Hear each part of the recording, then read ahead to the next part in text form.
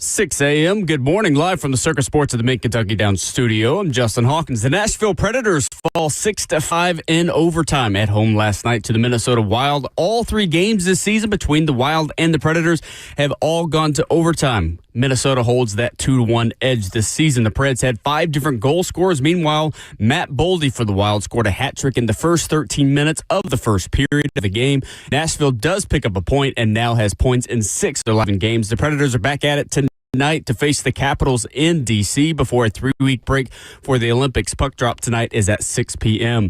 In Super Bowl 60 news, a situation to monitor for the Seahawks, as rookie safety Nick Emanwari suffered an ankle injury at practice on Wednesday and was limited. For the Patriots, quarterback Drake May was listed as a full participant in practice yesterday, despite having a shoulder injury. Linebacker Robert Spillane for the Patriots was the lone non-participant yesterday. Also, the Cardinals, they are hiring Nathaniel Hackett to be their new offensive coordinator, per multiple reports. Hackett was set to be the Dolphins' quarterbacks coach, but gets a larger role on new head coach Mike LaFleur's staff in Arizona. For all your foundation repair and waterproofing needs, you got to go to USSTN.com. Breaking news at once on your home for the Titans and Vols. This is 104.5 The Zone.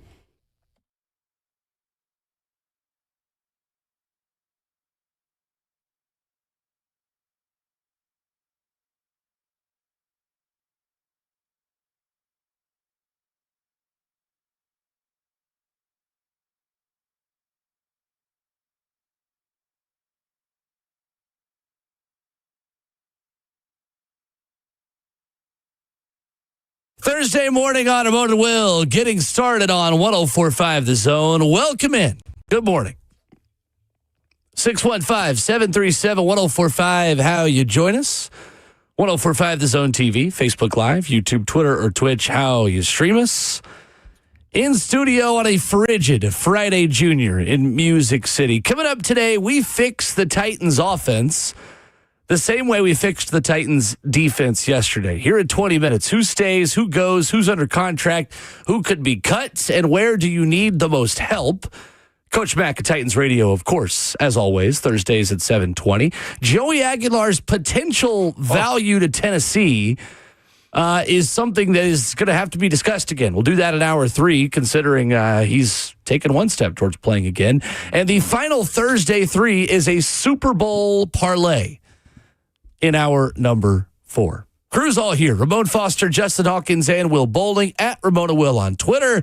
Good morning, gentlemen. How are we doing? We're good. What up, Hawk, man? How you living? Dude, I'm tired. Good. Welcome to fatherhood. Yeah, no, it's not even that. It's just, I was at the Preds game last night. Of course, they go to overtime, and then I got to drive all the way back to Murfreesboro. Good gracious. Give us more update, man. How did the game go? Come on. We were just talking about the Preds, man. They got momentum. What's the word? Okay, so they got points 6 of the last 7 of the last 10. They're playing well. Their offense is playing well. Defense not so hot. They had some unfortunate. They had a lot of hat tricks. Let me stop you real quick. Minutes. How does hockey defense not do well? Is it just the goalie? No. It depends on the way that they're set in their their defense there. Because you got 2 defenders, right? So if they're out of place there, it's 2 defenders and 3 forwards. I got to catch up.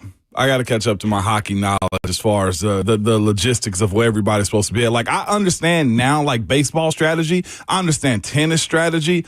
I haven't gotten down hockey strategy, like, at all. I'm impressed you got to tennis before you ever got to hockey.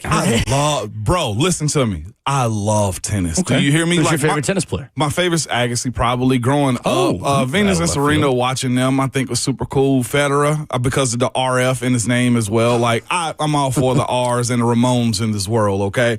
But yeah, tennis, I love. I understand golf a whole lot better now. But hockey, okay. Teach me, man. Yeah. Like, I hate to steal you away from your child moving forward, but so, in football, like absentee dads make great athletes. I can't.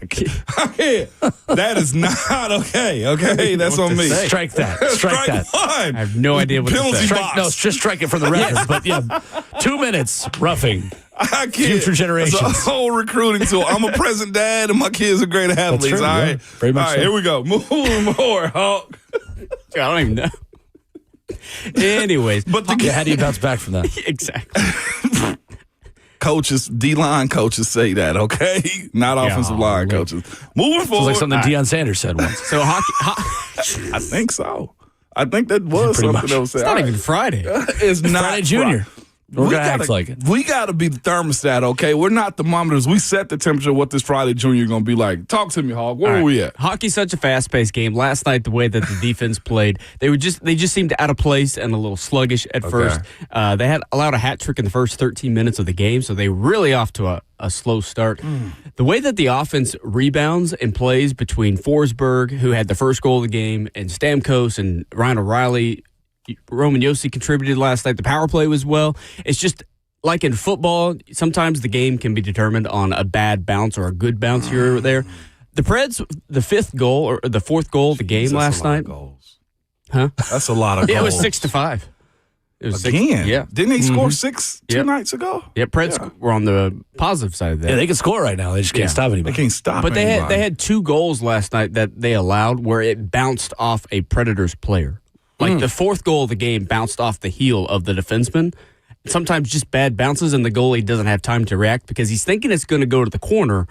Maybe the defenseman's in the right spot, but because, as most hockey players say, let's get pucks deep, good things happen when you get pucks deep. Pucks in the net, baby. Yeah. Okay. There's a life lesson there. What is it like in that arena right now? I've not been to a game this season. Okay, so I'm glad the you asked, attendance. actually. The attendance on paper is as good as it's ever been. Well, not ever been, but as good as ever because they're 100% attendance every night. Okay, so But to me, when I've been recently the past few years, it doesn't really feel like it. it was not full. Let's be honest. That's tough. That's why it's hard to take attendance numbers and do like even a if fair they're weather fan announced- conversation. Yeah. Even if they're announcing that it's full, it was about 3/4, a little bit over 3/4 That's of the way about right full. for a weeknight anyway. Yeah. Yeah, midweek. Yeah, no doubt about it. The biggest thing I was telling my wife last night was the vibes in here compared to the last several times that we've been there are completely different. Yeah, for sure. Like nobody knows the chants. I was trying to teach. We had some friends go with. I was trying to teach them the chants because they don't change, and they're That's our so much conversation. fun about telling the goalie how they suck and this and that or whatever. And it's fun. Like I know these chants, but like not a lot of people do, and they just wait to say you suck. And it's like there's a lot more to it. There's a lot more fun involved into it. It's not as loud as it like it used to be. Obviously, the playoff runs are long gone, but it's a lot different than what it used to be. And it was kind of nice to go to the game last night based on the heels of the conversations that we've been having this week about the fandom in Nashville. And I think it's kind of taken a toll over the years for the Predators. Okay. That's tough. That's Jay Hockey reporting. Yeah, Jay. That's good. That was our Hawkins Hockey Minute returning. See, he's already thought about it. Well, I have an update yesterday on something that happened to me on social media. So I have entered the Swiftie portion of Twitter. I saw you. Did you guys see what happened to me yesterday? I saw you yesterday. Sure. So, Are you feeling 22? Travis Kelce had a dart on the 16th hole at the Waste Management Open Pro-Am. So the Pro-Am was going on earlier in the week, and then the legit stuff and the real PGA tournament officially starts today. But for the practice rounds, you have celebrities joining the pros. So Travis Kelce joined Scotty Scheffler for 9 and played with Brooks Koepka for another 9, which also must be nice. I wish I could be one of the greatest tight ends of all time just so I can golf with Brooks Koepka and Scotty Scheffler. Their tournament looks awesome. It looks fun. Waste Management? Yes. It looks fun. Yeah, I'm going to be locked in. Like, it's going to be on my laptop today while we're getting started this morning. So I tweeted a video of him just throwing a dart, like 3 feet from the hole on 16. And said, oh, look at me. I'm Travis Kelce. I'm one of the best tight ends of all time. I have a perfect golf swing, and I'm marrying a billionaire pop star. Whatever, dude. And I have never seen so many like Tavis feeling 22 in my Swiftie era, like Twitter handles in my mentions. Like, those are the handles. Oh, yeah, the moment it's you got mentioned Taylor this Swift. tweet's got 156,000 views, which I don't say as a brag. I say as like it's a different kind of audience that I've ever dealt with before. Yeah. Ever dealt with before in social media. And then have one guy be like, "What? Jealous much? What? You just don't have enough followers? Like, what's the big deal, brother?" And I said, "Hey, my brother in Christ, it's a joke, brother." Yeah, almost everyone's nice. Like, no one's being mean except for that one guy. But it's just, I've never been on the Swiftie part of Twitter like this. So this is a new experience for me that I'm sure my fiance is very happy I'm having. I don't really have a feeling. It's just more interesting. More interesting? Yeah, it's not really like, I don't know. It's just, it's running down my phone battery. You almost have sure. 5,000 likes. That's insane. That's almost got 5,000 likes. I know. Yeah. Dang. I know. You got to pin the tweet. You aren't the only one. That's asking for bring it on right the there. Swifties. No, I used to do that when I was in college. Like, I'll have like a big tweet and I'll like pin it. But like now I'm like, for what? Yeah. That's not what my Twitter's about. So like, why would I pin that at the top of my Twitter? Well, you're not the only one that had issues in these Twitter streets last night as well. I woke up this morning doing my, my scroll as I get ready for work and everything. Work? What is work? Get ready to come on the show this morning because we have a blast doing this, okay? But I see a tweet that says, from Asante Samuel. Okay, former NFL player, really good player, okay? He's got professional crap talker in his bio on Twitter, by the way, at pick_622. And the first tweet I see before going back is Tom Brady. You have 23 hours to respond or it's up, meaning we're going to expose you. I'm going ape crap about who you are. And apparently, yeah. What? This is hilarious to me because 13 hours, that was from 9 hours ago. 13 hours ago, Asante Samuel, didn't at Tom Brady because Tom Brady probably don't look at his Twitter anyway. He just want word to get back to him. Says, Tom Brady, I am highly disappointed in you not rooting for your ex-teammate Mike Vrabel, who's about to do something special. I'm going to fire your behind up one of these mornings. Tom Brady, let me know. I guess he's just choosing to beef with Tom Brady because Tom Brady, I guess, is picking against Drake May and Vrabel. I don't feel like, why would Tom Brady be cheering against? Is he okay?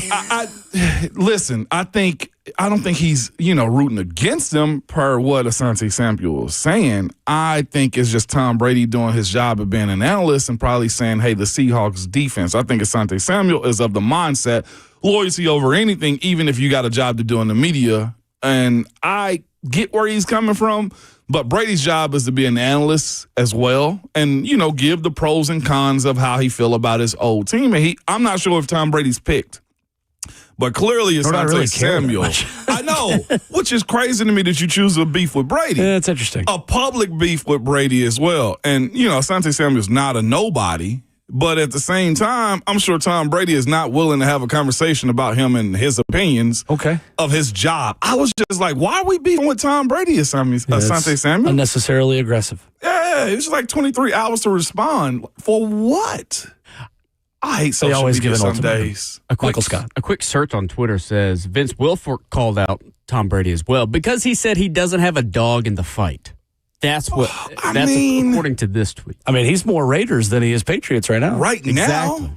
So technically, he doesn't have a dog. The way his breakup somewhat did happen in New England, I mean, the man pretty much got booted out and they chose Bill, however that worked out. Then he went and won a world championship in Tampa. Yeah, Tom's just a little bit of a different of a guy, and that's okay.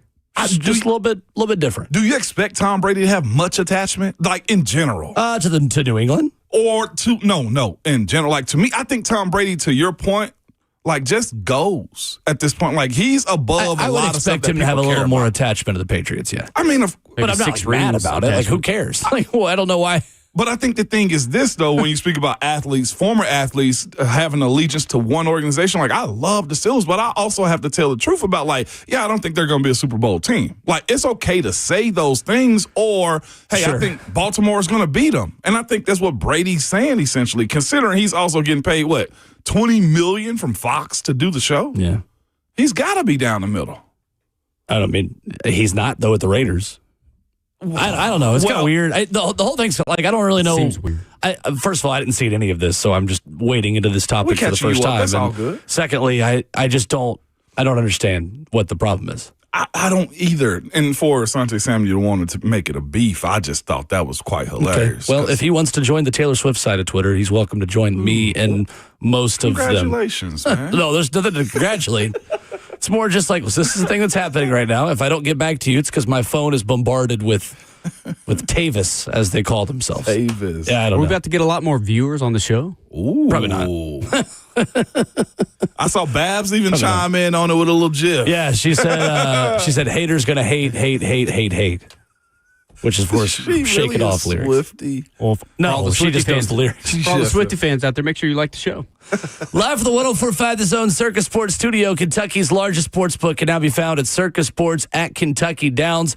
We fix the Titans' offense after this.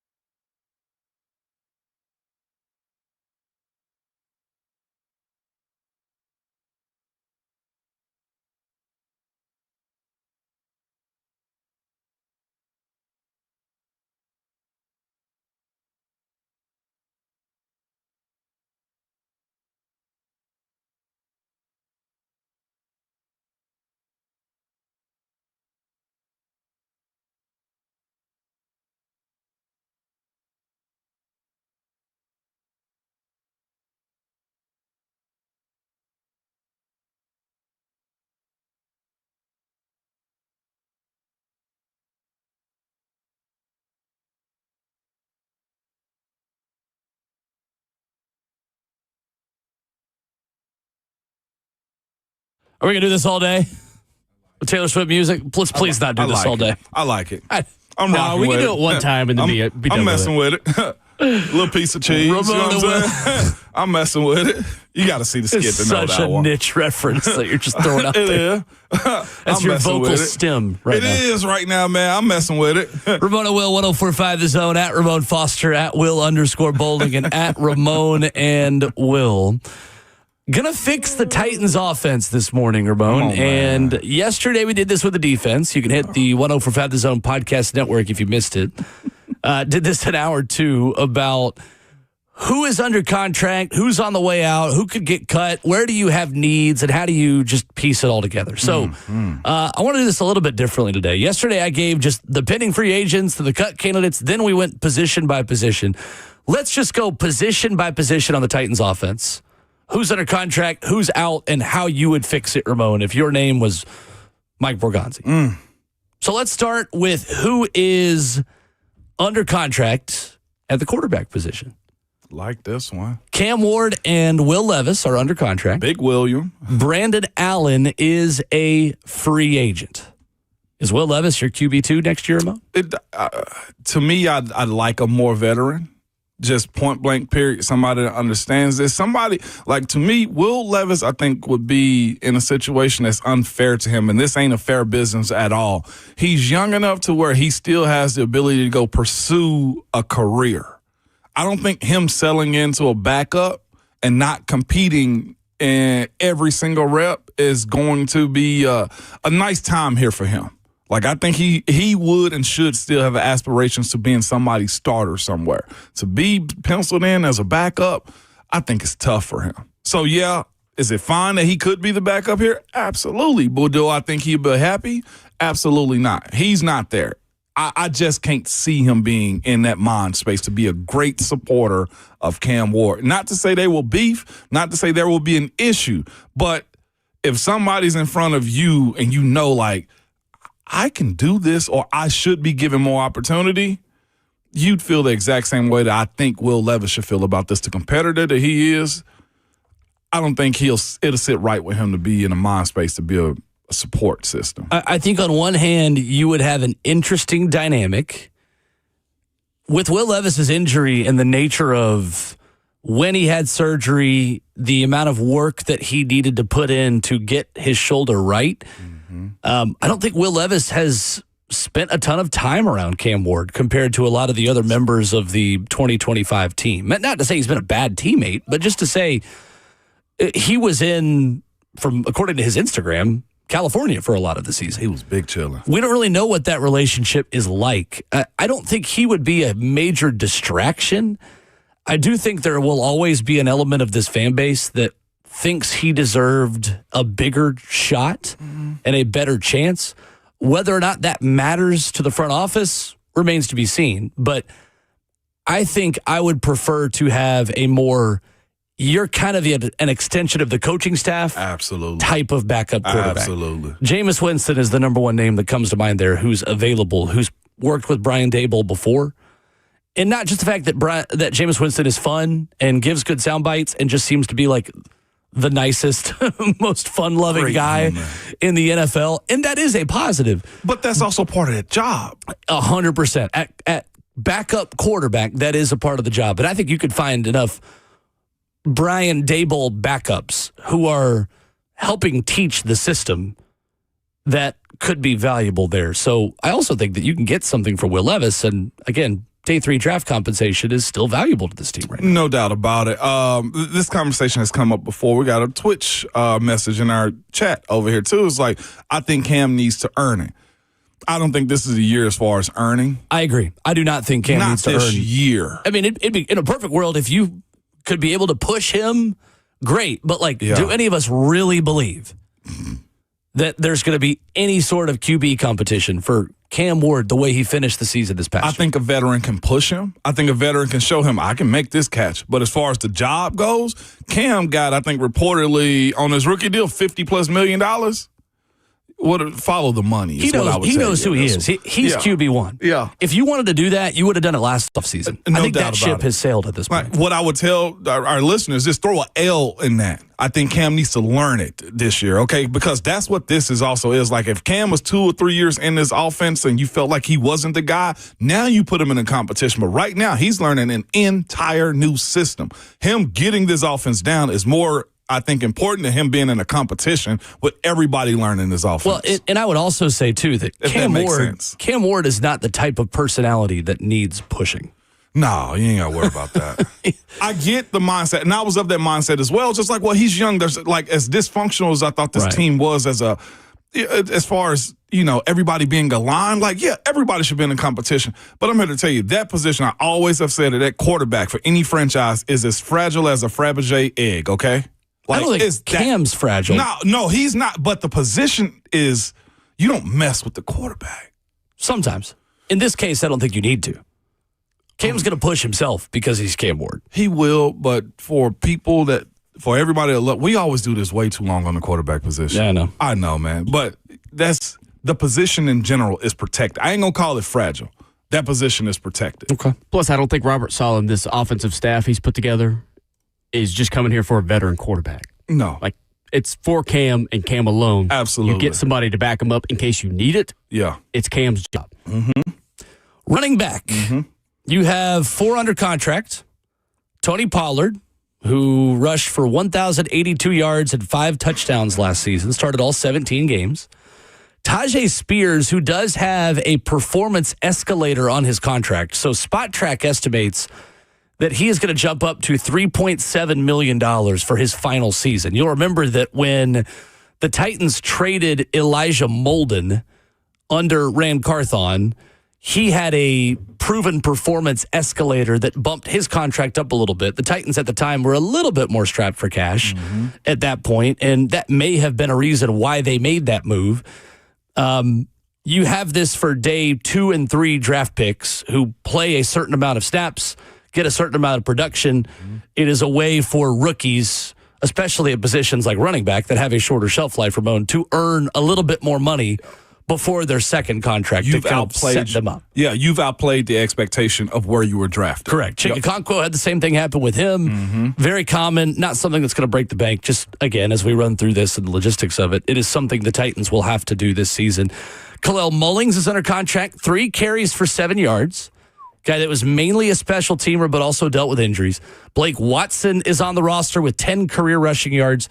Julius Chestnut is a pending unrestricted free agent. Thoughts there? What do you do to fix the running back room? Tony Pollard back, or is he out for you? 3 of the 4 could be back, or none of them could be back, or 1 could be back is the way I look at that. Tajay could be back, and everybody else is gone, or him and Khalil Mullings. I think, personally, they may end up moving on from Tony, is the way I view this one. I think Tony could be out. Khalil Mullings may get another stab at it because he's such a bruising back. I see Dable's offense as being more conducive to bigger work cow backs, and I think that works in his favor. I'm not sure how to feel about Tajay as well, Will. Tony Pollard, this past season, over 1,000 yards again. He's been reliable. He's been available. Played 17 games this past season. Has 1 year and $7.25 million remaining, non-guaranteed, on his current contract. So you're not really going to get any penalty for cutting him or potentially trading him. Do you think there's much of a trade market for Tony Pollard? I don't think so. I don't think so either. I don't think so. And that's no disrespect to Tony. It's more an indictment on the running back trade market in general. How would you rebuild it?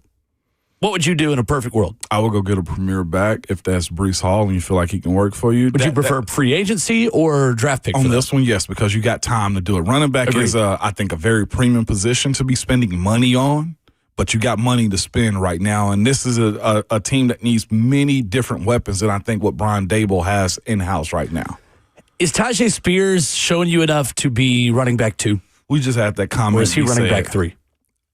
283 rushing yards, 2 touchdowns, 45 catches, 264 this year. You can't keep him out there long enough. He's bounced himself to 3. In my personal opinion, and it's not been enough for me to just wave the flag for him and say he deserved. Like, he's not green flag. He's more like yellow reddish at this point. It's not been enough. He ain't a red flag, but it's close with the injuries that he have at times, man. So if we put together a running back room where Breece Hall or Kenneth Walker comes in as the new number one, you draft a 2 and have Tajay Spears be a more pass-catching specialist 3. Would that be your ideal situation for the Titans at running back? I would take that. Yes, I would. Having somebody that's a scat back that that can go out there and play, but can't Breece do well in the passing game as well? Definitely. So you get a 2 for 1. I think that to me is the more consistent thing. Like I think you need a break type of guy, like a not even Kenneth Gainwell. Which is also a free agent this year as well. There's an option there too. And you could also sign 2 running backs because again, you have all the money in the world, and B, running backs are not going to break the bank to begin with either. That position needs to be dynamic because again, Cam's ability to just toss a swing route to a guy that can go make a play out the backfield is what you want this offense to be. And Cam's good games were when they were able to run this year. Absolutely, man. You've got to be able to run the football better consistently than you did last year. The Titans' new offseason might end up being Heartbreak Hotel, the name of it, because some guys that think they got a room might have to go. The Titans have so many needs on draft day that I am certainly not opposed, if he's willing to do it, to making Tony Pollard 1B and bringing in a 1A and having Tajay Spears be a pass catcher and pairing up Tony Pollard in his last season under contract with Breece Hall, Kenneth Walker, somebody else. Tony's just been so consistent. He's available. He is the right kind of leader in the locker room. He's a good dude to have around. He gives a crap, and he already has a good relationship with many of the members of this offense. I think if you gave Tony Pollard a more consistent offensive line over 17 games, I think there's still gas left in the tank there. So certainly not opposed to just keeping him around and adding one more veteran. Yeah. I agree with you. Under contract at wide receiver, an interesting one here. Under contract, you have Calvin Ridley, who had 17 catches for 303 before his injury this year. Chim DK, who had 423 receiving yards and, of course, made the Pro Bowl as a return specialist. Eligibility Manor, who led wide receivers in yards with 515 yards on 41 catches, but that came on a team-high 89 targets. 41 catches and 89 targets. Mason Kinsey is under contract, because of course he is. Hal Presley is under contract, signed to a futures deal January 5th, and Xavier Restrepo, who played in 2 games, is also under contract. Bryce Oliver is an exclusive rights free agent, was hurt most of the season, core special teamer. They love him at gunner. James Prochet is a unrestricted free agent, and Van Jefferson, 29 catches for 350, played in 16 games, is also an unrestricted free agent. Calvin Ridley's contract situation, Ramon, I think lends, obviously, to the fact that you're probably going to move on from him now. I think so. Coming off of an injury. An outright release would leave behind $13 million of dead cap, freeing up $13.7 million of cap space this offseason. He is almost 31, has a $3 million guarantee this season on a $21 million salary for 2026. Yeah. The question, I guess, has to be asked first inside of the building, because he could stay. I agree, and I think people are too dismissive of this. And I didn't want us to be too dismissive of that. And he could stay as wide receiver too. He could. 100%. 100% right there, okay? Yep. And because the question that I think has to be asked inside of the building is, because of the guy who was here for this deal, is Chad. Chad, are you okay with this deal? Is there a pay cut to be asked? Because that's the other part we don't speak about enough for guys that do stick around. You have to ask yourself, why is he still on the roster? They could ask him to take a pay cut, because where is he going to get this amount of money on the free market somewhere else? Totally agree. That's the part of, I think, that we got to put an option in for him. Now, again, his production hasn't been one wide receiver, and that's the issue. I'm right there with you, because honestly, like, as many needs as we went through on defense yesterday, you need 3 corners. You probably need 2 or 3 defensive linemen. Facts. Maybe 1 more inside linebacker. 2 edge. A safety, and at least 2 edge rushers. Yes. Like, you do not draft based off of the immediate needs. You're going to draft based off of the needs of the next 4 or 5 seasons, and you've got gaping holes on defense. There are honestly, Ramon, more building blocks right now on offense than there are on defense. There are. Because you have both your tackles, you've got a Pro Bowl caliber guard, you have your quarterback, you have decent running backs. You could keep around Chigakonkwo and feel good about tight end with adding maybe one more guy there. You just have a really big need at wide receiver. Yeah. So the question that they've got to ask is Calvin Ridley better than what we can find on A, the free agent market, or B, the draft process for wide receiver 2? It's not a slam dunk. You're going to get an upgrade on Calvin Ridley as wide receiver 2. The thing is, though, you've got to find a wide receiver 1. Because at this point in his career, Ramon, I don't know if Calvin Ridley can be expected for Cam Ward and a legitimate offense to be wide receiver 1. I'm right there with you. And here's the other part, too, by saying, you keep him because it's the sum of the means, right? You got more. And he's a part of the more veteran that you need. If you bring in a George or you bring George Pickens or another wide receiver, then, hey, now you cooking with something, right? But the other part for for Calvin really is his base is $20.2 million if the numbers are right. Right. If you strike him down, Will, to $14 million, $13 million, $12, still more than he's going to get on the open market. That's the thing I'm thinking of. Interesting. I mean, we got to look at Stephon Diggs and what he did this season off of a really bad injury in 2024. Mm-hmm. He's going to play in the Super Bowl this weekend. I think the Titans sometimes in the past, Ramon, have been too dismissive of returning players that were making a lot of money, and you could have just added to who that guy was. Not to say that we were all up in arms about them getting rid of Harold Landry, Ramon, last offseason, but the way Harold Landry has bounced back this season, you could have kept Harold Landry and drafted Femi Oladeja. Mm-hmm. You could keep Tony Pollard and add another running back. You could have, I think there are multiple examples out there. Like the Elijah Molden one's a great one from the past regime of we'll have Elijah Molden and sign Jamal Adams and do these other things. And I think as fans, sometimes we're too dismissive of the guy who's here just because we're kind of tired of watching them and we want something new. Like, okay, well, what if we have something new and we keep the guy that was already here? Yeah, they have the money to do it. The more the better is the way you look at those situations. Just real quick, too, talking about Stephon Diggs. His deal was 3 years, $63.5 million. But here's the thing, only 22.6 guaranteed. So that's a 1-year deal for him. His next year in 2026 deal, his numbers are $20.6 million. 615-737-1045. Tight ends, offensive line. Who's back? Who should be on their way out? We'll continue to fix the Titans offense after this.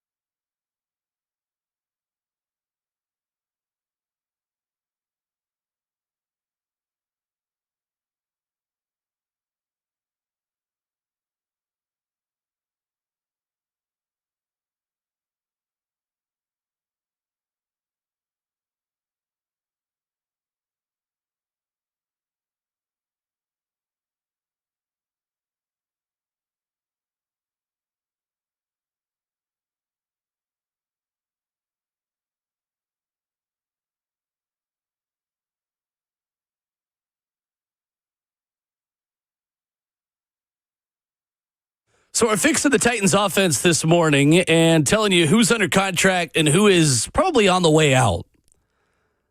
There is one guy, Ramon, who I think we know is moving towards a bigger contract number, but I'm here to tell you that the Titans should not pick up Peter Skoronski's fifth-year option. Here's why. Talk to me. I learned something yesterday that I think I knew, but I needed refreshing on. So Peter Skoronski, heading into year 4 of his rookie deal as a Tennessee Titan, has a fifth-year option as a first-round pick, for those unfamiliar, that's got to either be picked up or not picked up. And that is an average of all of the contracts at your position. Yeah. But for guards, as you know, and I learned yesterday, they would not be giving Peter Skoronski the average of guard salaries. They would be giving Peter Skoronski the average of offensive line salaries. Love that. Tackles make more than guards because of tackle bias. Freaking bombs. And I honestly think, Ramon, it is in the better interest of the Titans to go ahead and extend Peter Skoronski before you get to the fifth-year option part of this and just let him play out year 4.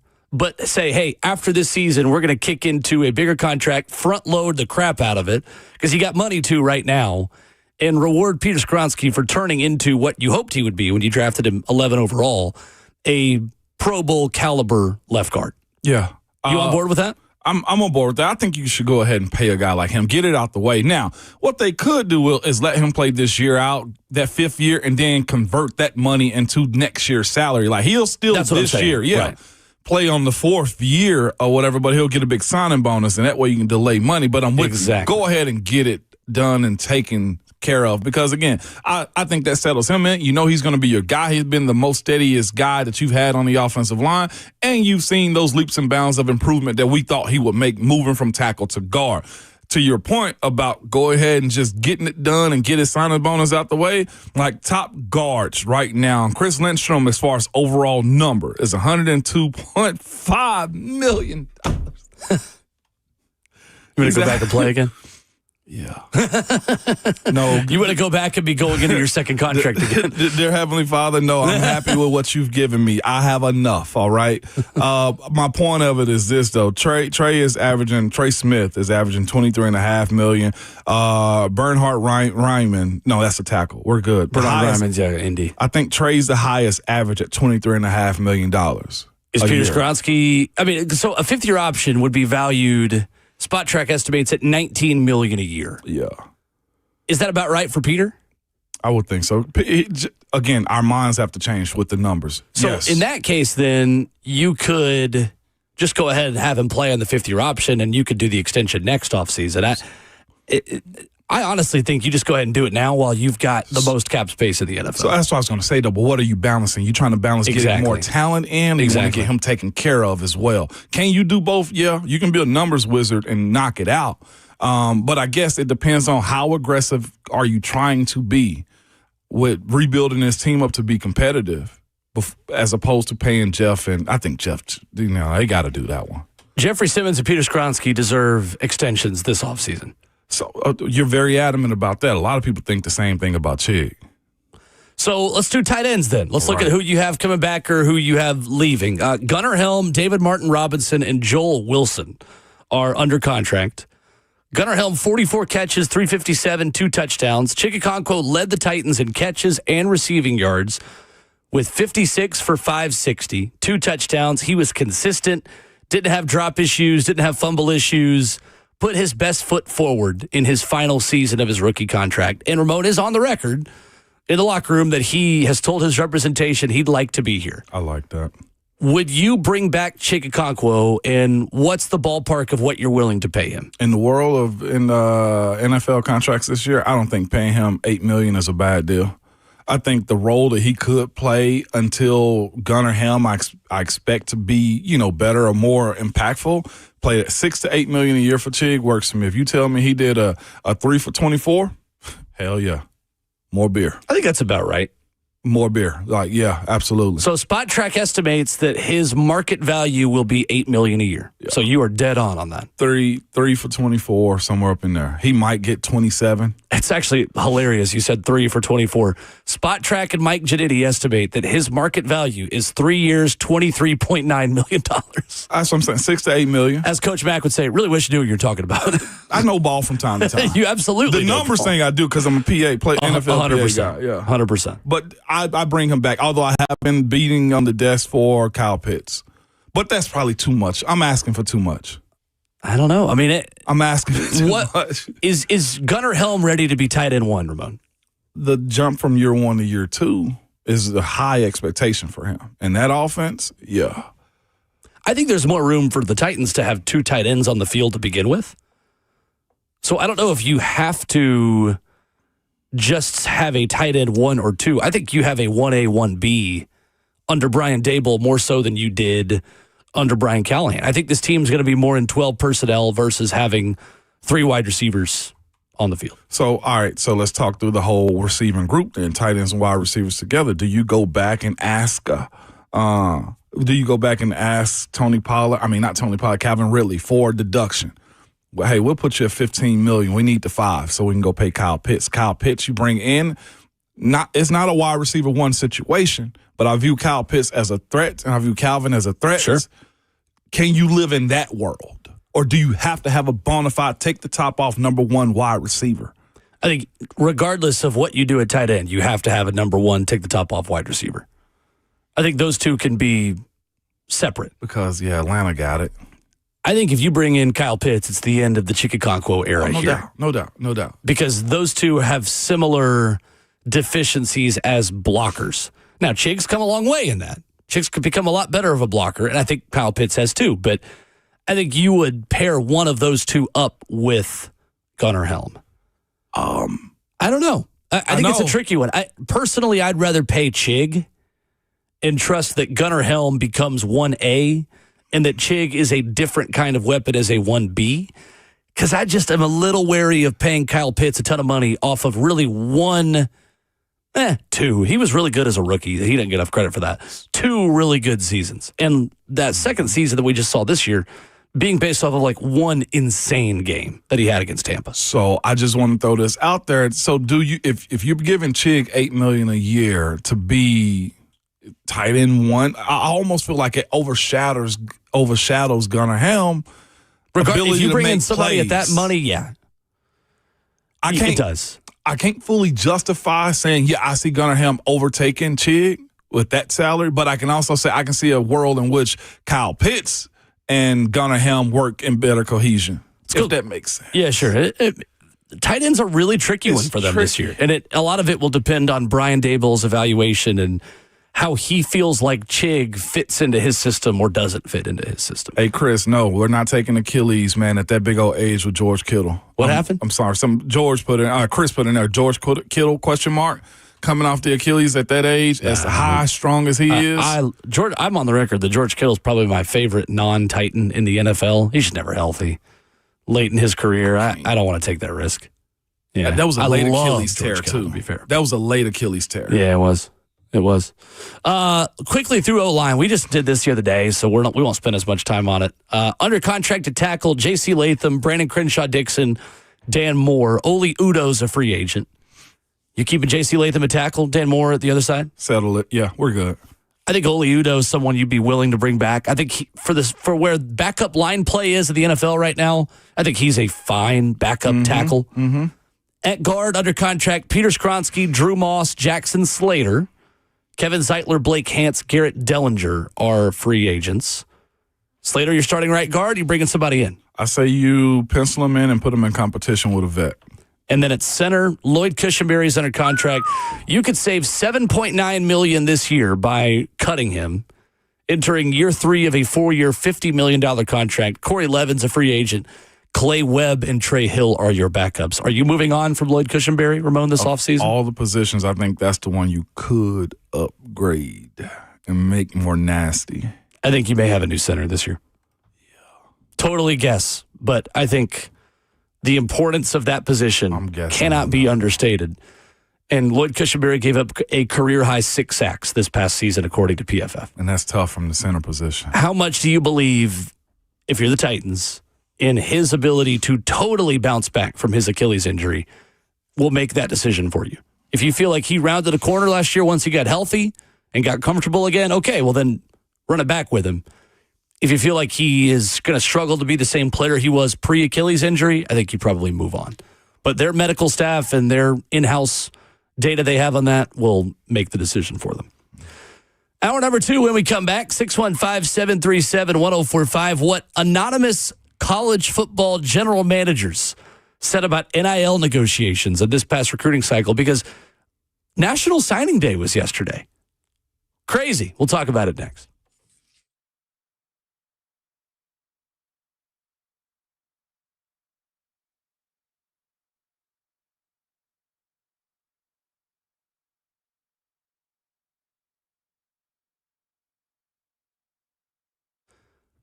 Hey, it's Will Bowling. If you know me, you know I am a pro snack person.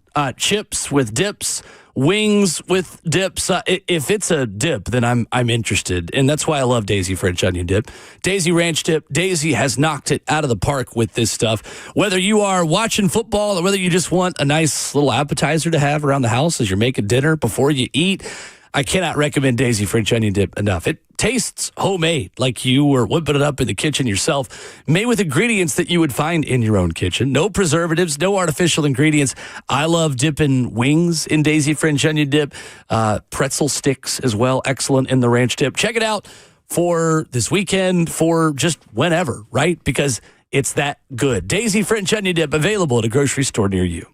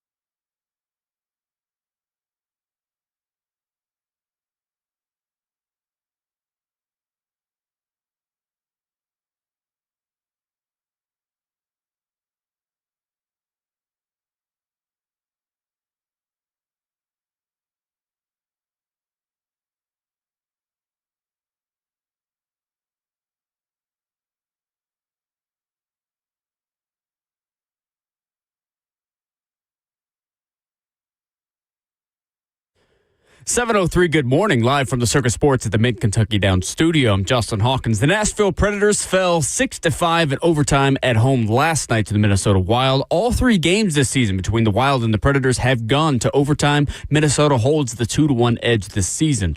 The Preds had 5 different goal scorers. Meanwhile, Matt Boldy for the Wild scored a hat trick in the first 13 minutes of the game. Nashville does pick up a point, though, and now has points in 6 of their last 7 games. The Predators are back at it tonight. They face the Washington Capitals in D.C. before a 3-week break before the Olympics starts. Puck drop tonight is at 6 o'clock. In Super Bowl 60 news, a situation to monitor for the Seattle Seahawks as rookie safety Nick Imamwari suffered an ankle injury at practice on Wednesday and was limited. For the Patriots, quarterback Drake May was listed as a full participant in yesterday's practice despite having a shoulder injury. Linebacker Robert Spillane for the Patriots was listed as a non-participant.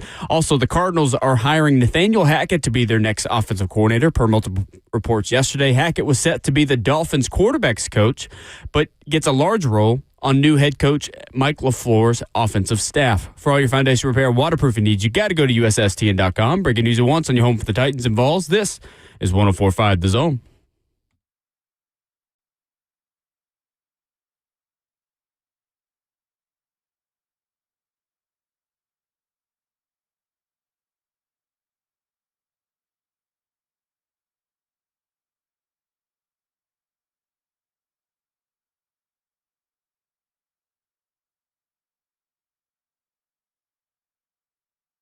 Hour number 2 of the program getting started on Ramon and Will. He is the athlete, and I am the other guy. Could that be the show name? Justin, if you'd known how bad I was at track in college, I don't think you'd Apparently you have 2 left feet. You were calling better me a than track me. star. You were better than me. That's all I'll tell you. I couldn't do that.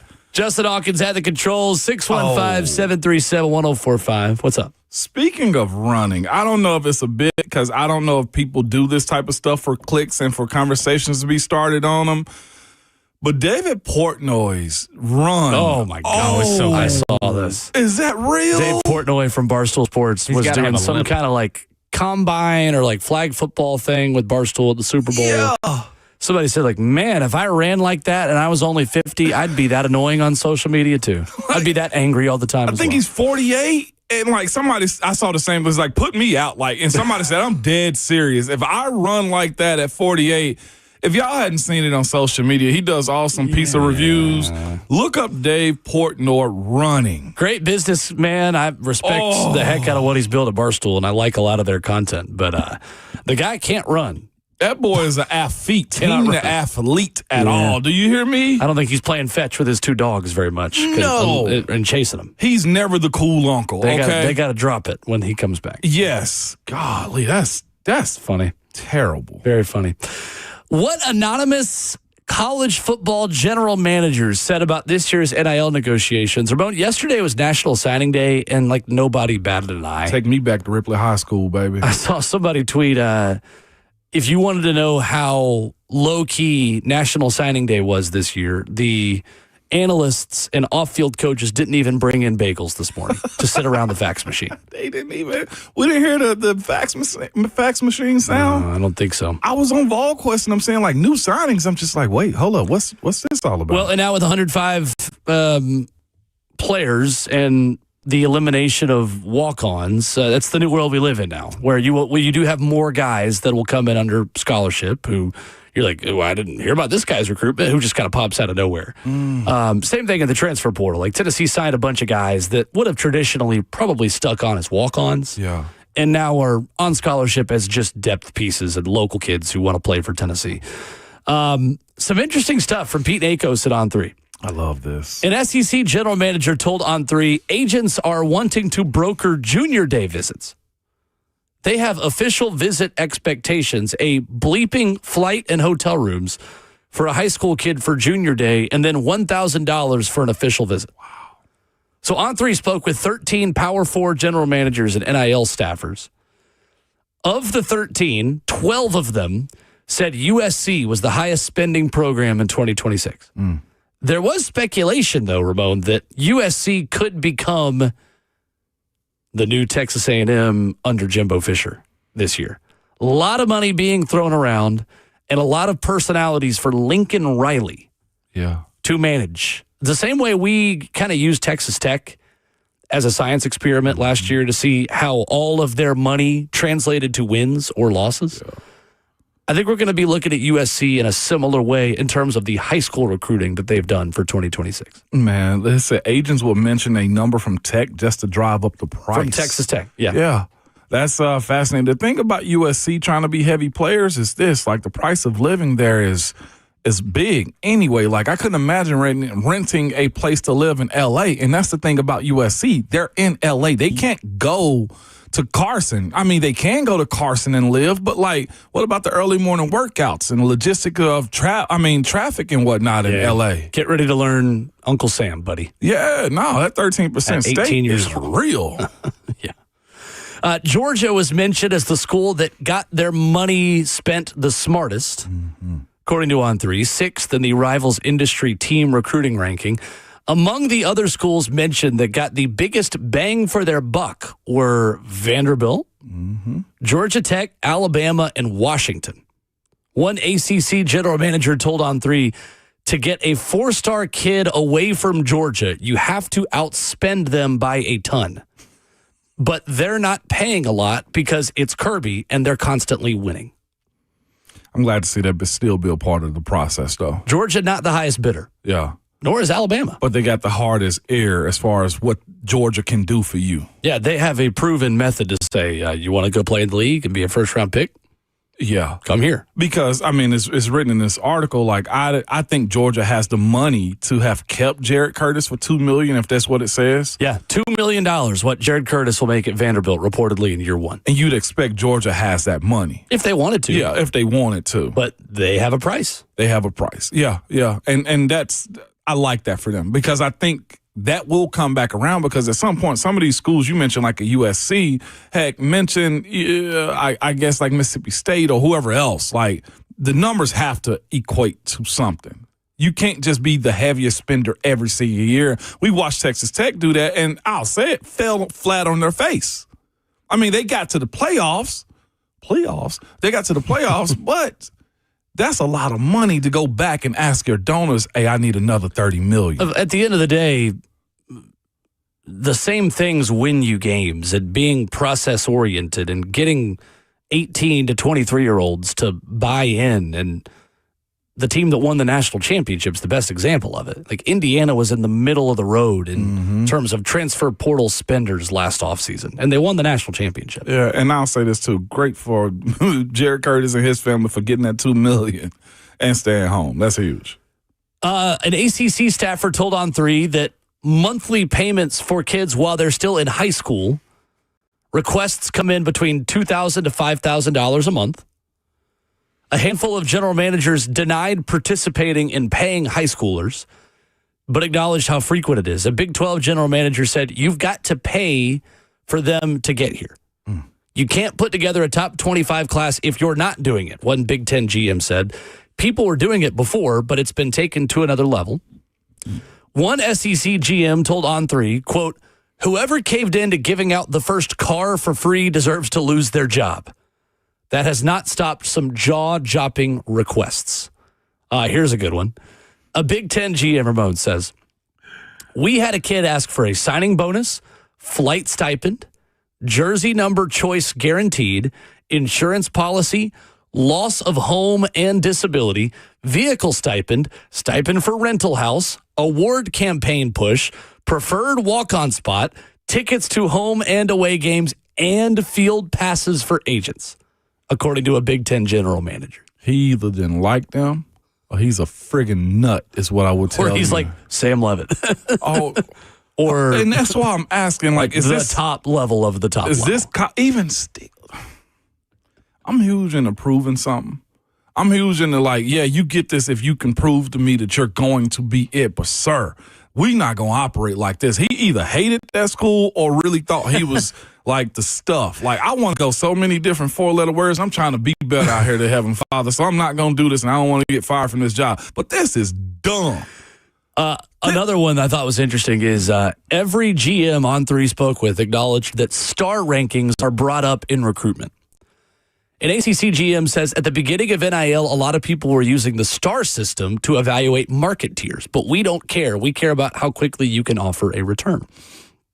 An SEC GM told On3, it comes up frequently, saying when guys get recruiting bumps, people come at our guys pretty hard. Another SEC GM acknowledged he tries to keep some recruits off the radar so they don't become 4-star prospects. And a Big 12 GM said, oh, hell yeah, if I become a 5-star, can I get another $100K?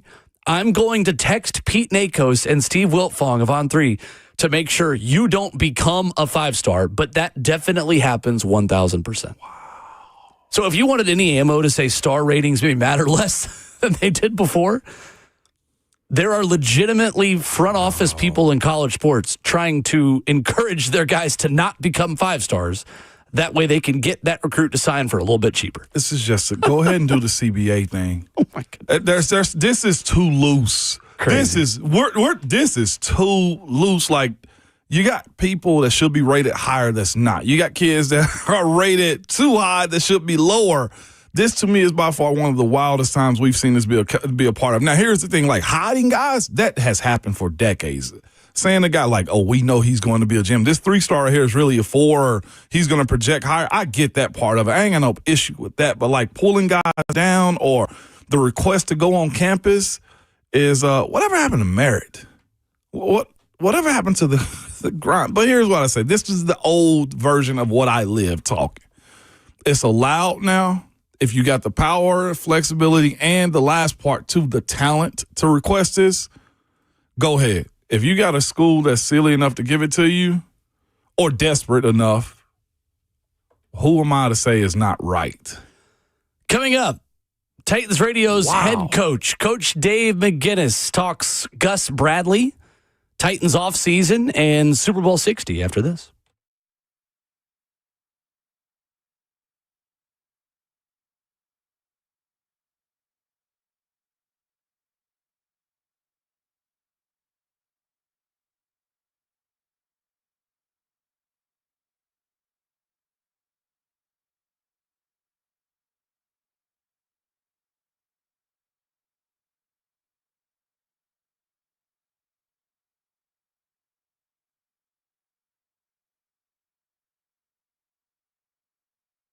What's up? It's Will Bowling for Daisy French Onion Dip. This stuff is delicious and it's versatile.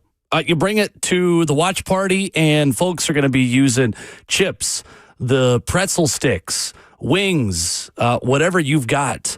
Maybe you could throw some vegetables in there. I don't know. Be a little healthy while you're watching football. Daisy French Onion Dip will get the job done. Maybe you're just looking for a snack to have around the house as you're trying to make it from lunch to dinner or anything in between.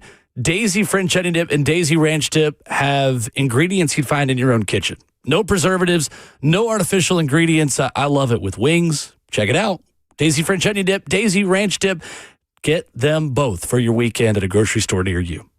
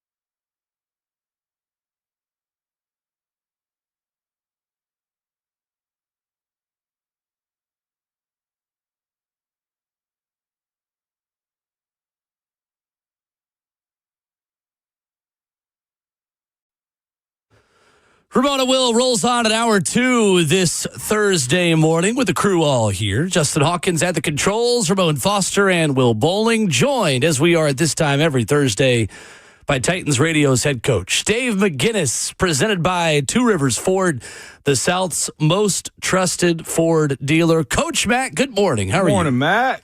Morning, guys. Hopefully it's going to start warming up one of these days.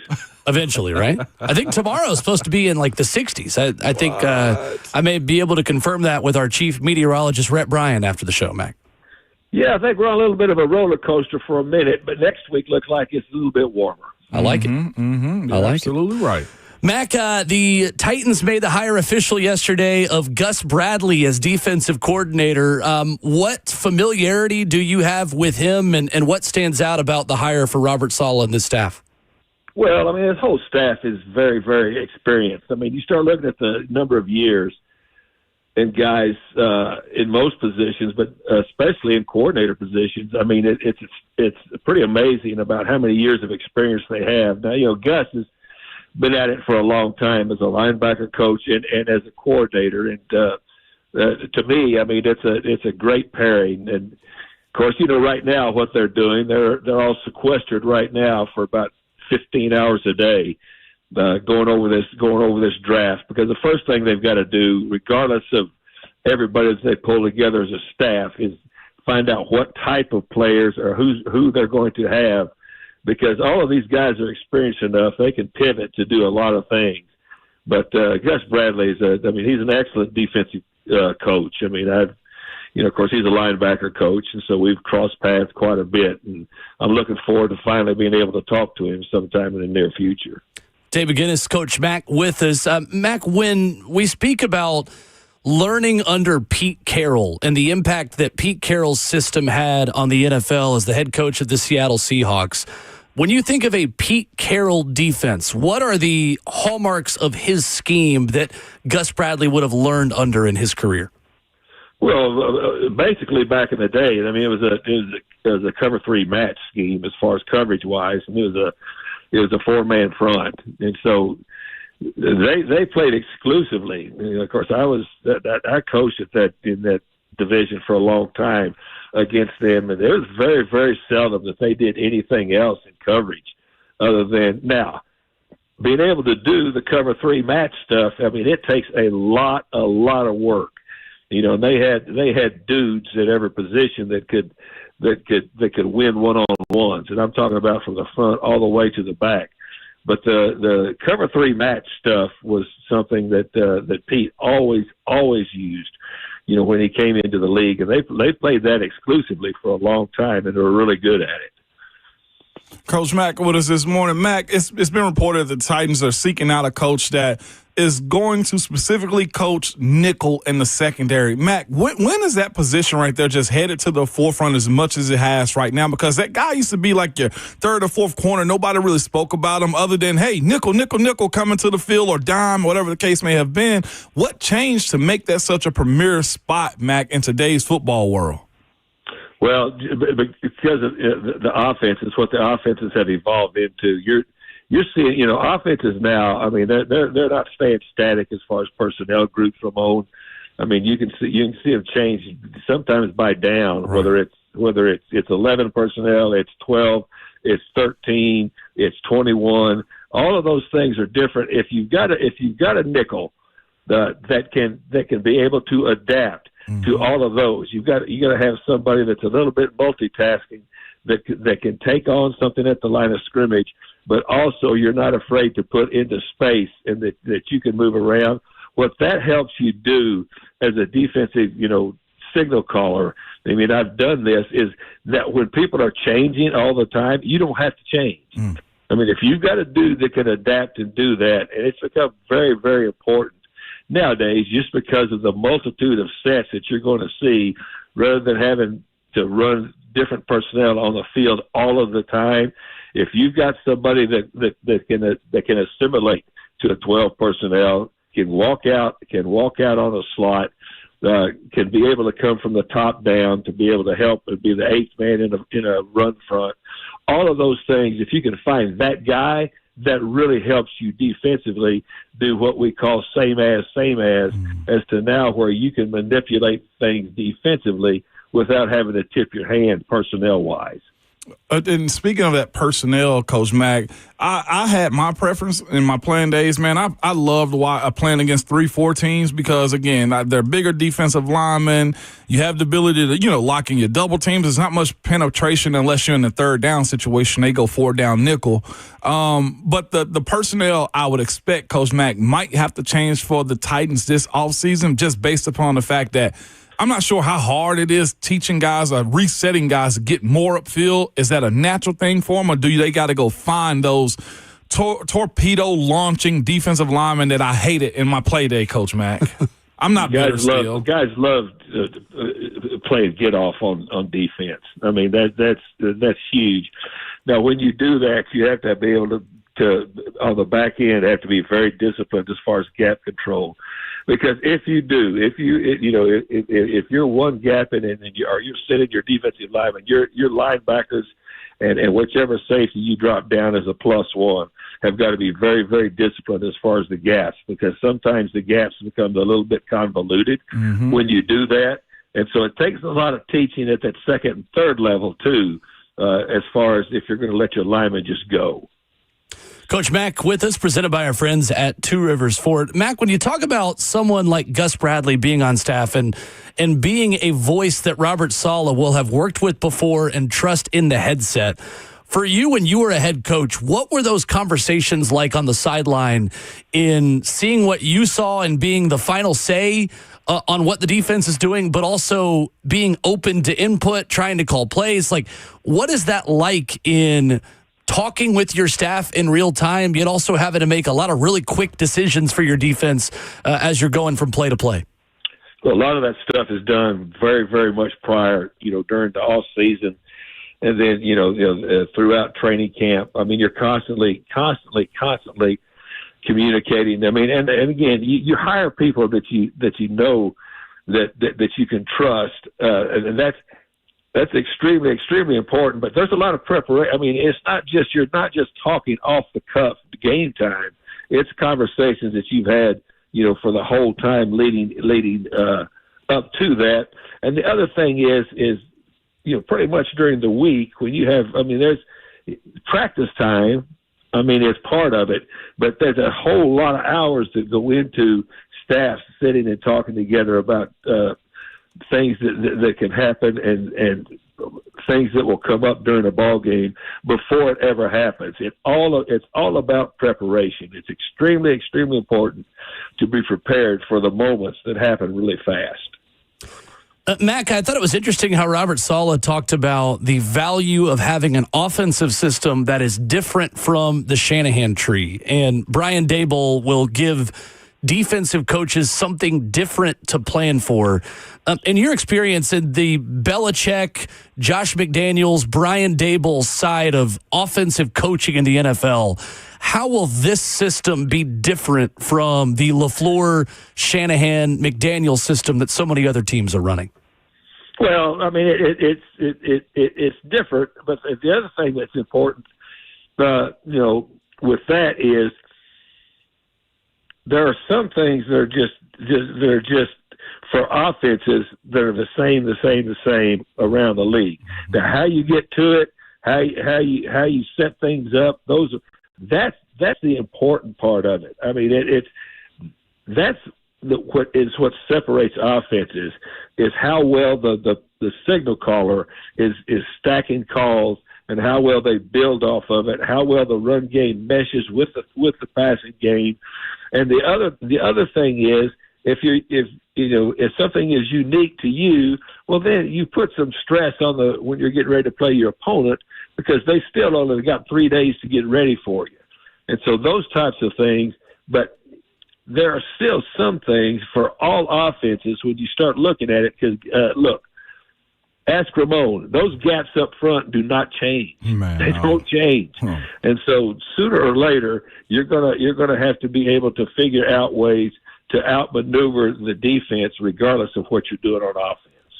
Coach Mack, man, there's a heck of a game coming up this weekend with the Super Bowl, and I, for one, don't know how it's going to unfold. You got both teams that play phenomenal defense, man. The special teams have been really good, and, they got questions at the quarterback position. The part I want to get to, Coach Mack, first is, man, how awesome that the NFL is, man, as forgiving as it can be for a guy like Sam Darnold, who started off his career, Coach Mack, in the dumpster, to be quite honest with you, and now is leading his team in the Super Bowl.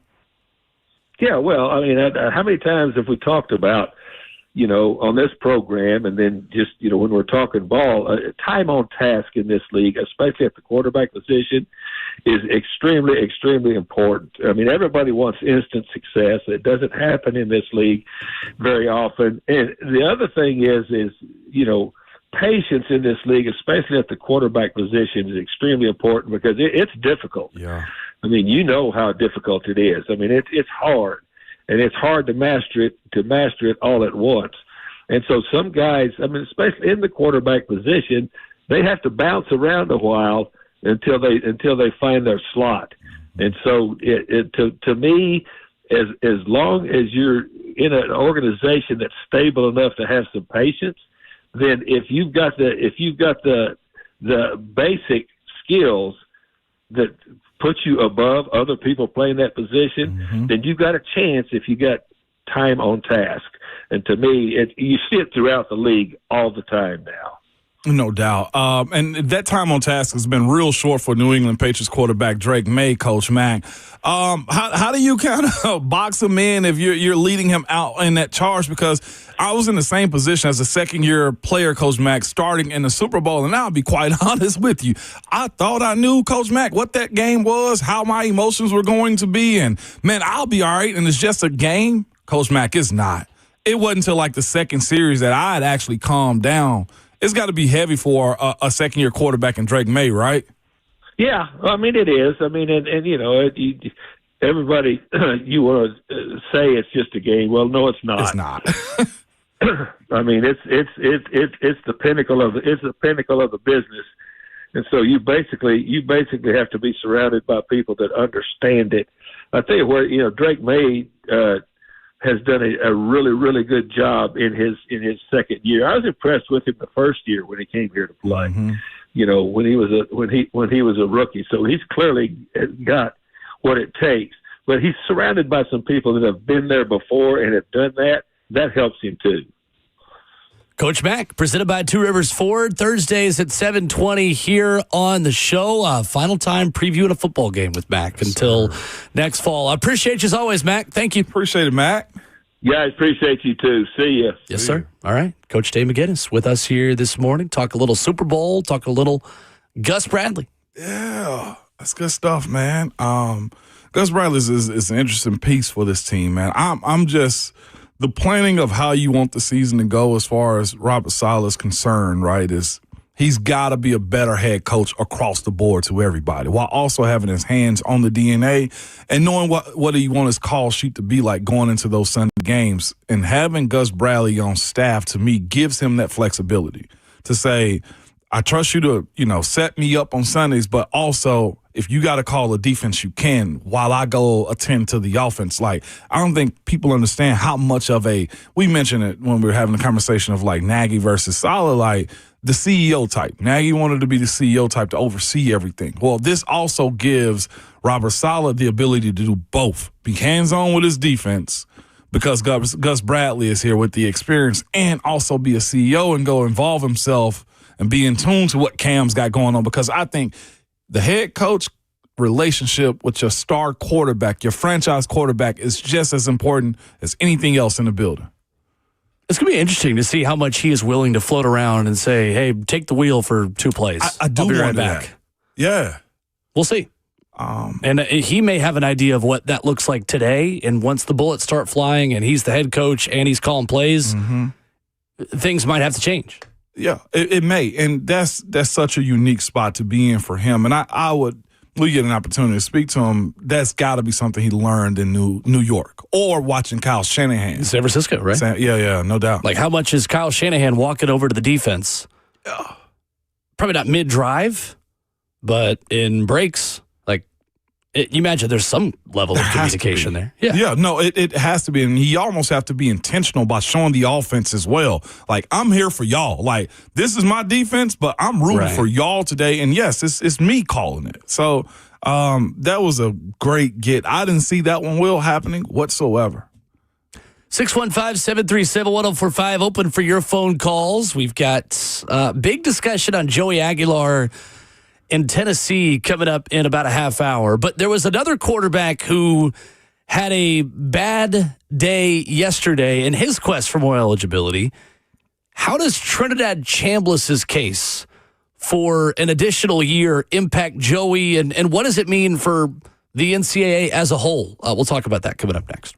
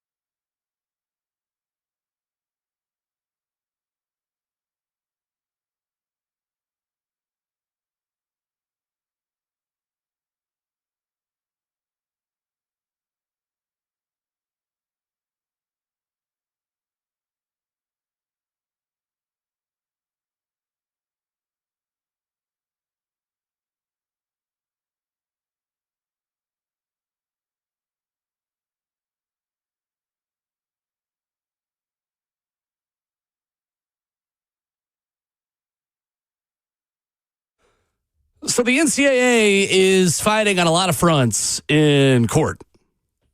Alabama, Tennessee, and Mississippi. And Ramon, that fight is being taken all the way to court because yesterday we got an update on Trinidad Chambliss. Tough. Ramona Will, 104.5 The Zone, wrapping up hour number 2. Open for your phone calls at 615-737-1045 on this.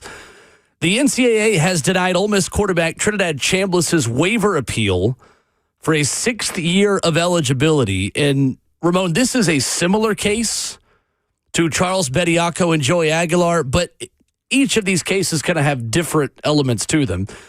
This one is based off of a waiver that says Trinidad Chambliss had respiratory issues he dealt with as a sophomore in 2022 at Ferris State. Mm-hmm. So after his initial filing, the NCAA requested medical notes proving he was dealing with the issues during the season because he didn't play in 2022, yet that's being counted against his timeline to play another year of college football. His attorney, Tom Mars, told ESPN that Ole Miss officials provided 91 pages of medical records to the NCAA. And in a supporting letter, Chambliss's doctor wrote that he suffered recurrent throat infections, poor sleep quality, daytime fatigue, and exercise-related airway discomfort through the 2022-23 academic year. The NCAA said approval requires schools to submit medical documentation provided by a treating physician at the time of a student's incapacitating injury or illness, which was not provided. Essentially, the doctor's notes that they have don't rise to the level of proof that they need in order to say, here's another year of eligibility. Yeah.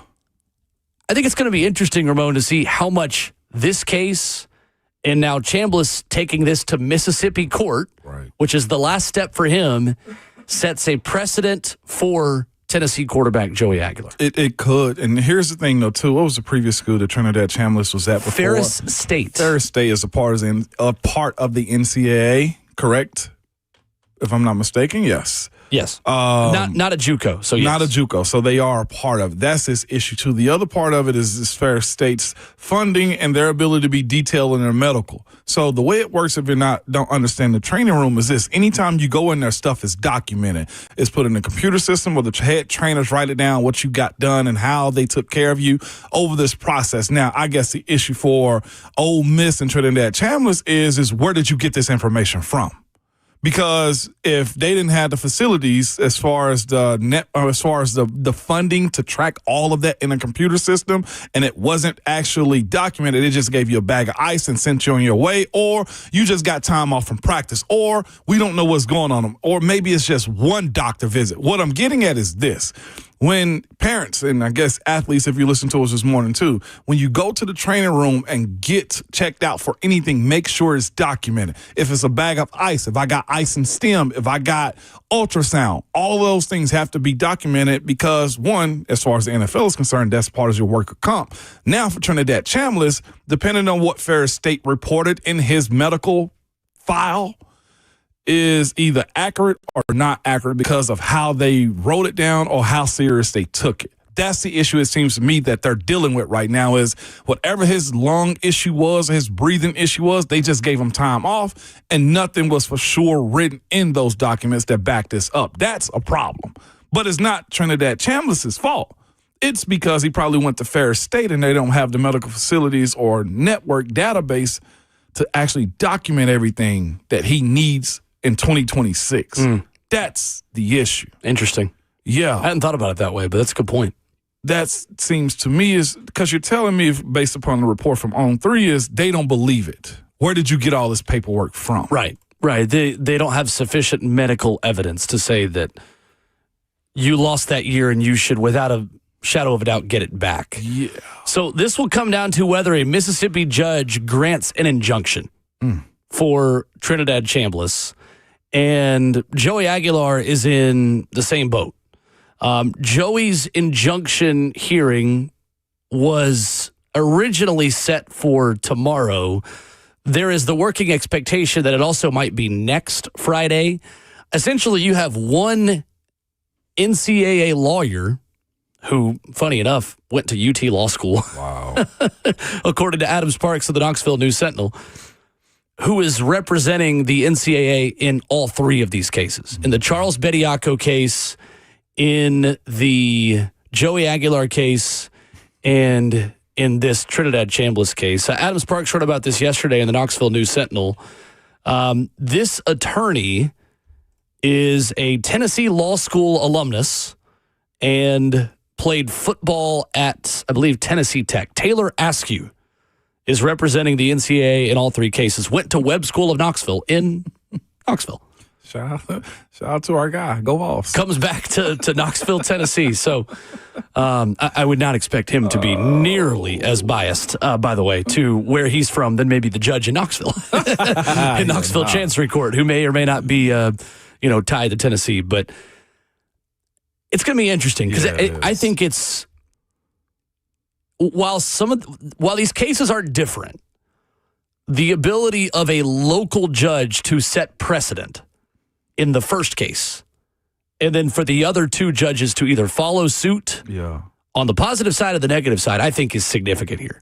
I think if a Mississippi judge says, yes, injunction granted, the Tennessee judge gets more ammo. The Alabama judge gets more ammo, and vice versa. What I think will be interesting is what other changes can the NCAA make and or appeal after one of those judges makes a claim that then allows them to fight back. Because, Ramon, this is step one of what is going to be a lot of different steps within this process for all three of these guys to play. I don't think the battle is won just when a local judge grants eligibility in this case.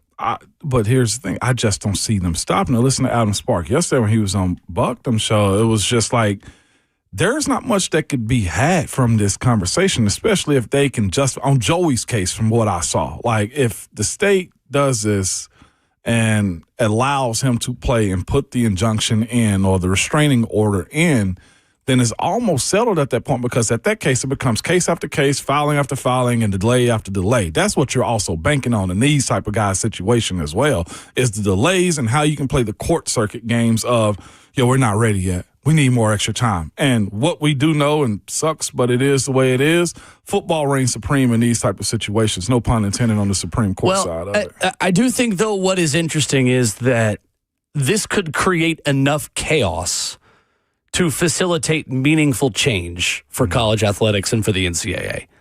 Jay Billis, I think, spoke about this really intelligently on College Game Day, I think a week and a half ago, saying that to an extent, the NCAA likes this chaos because it creates the perfect storm that allows them to get their power back. Okay.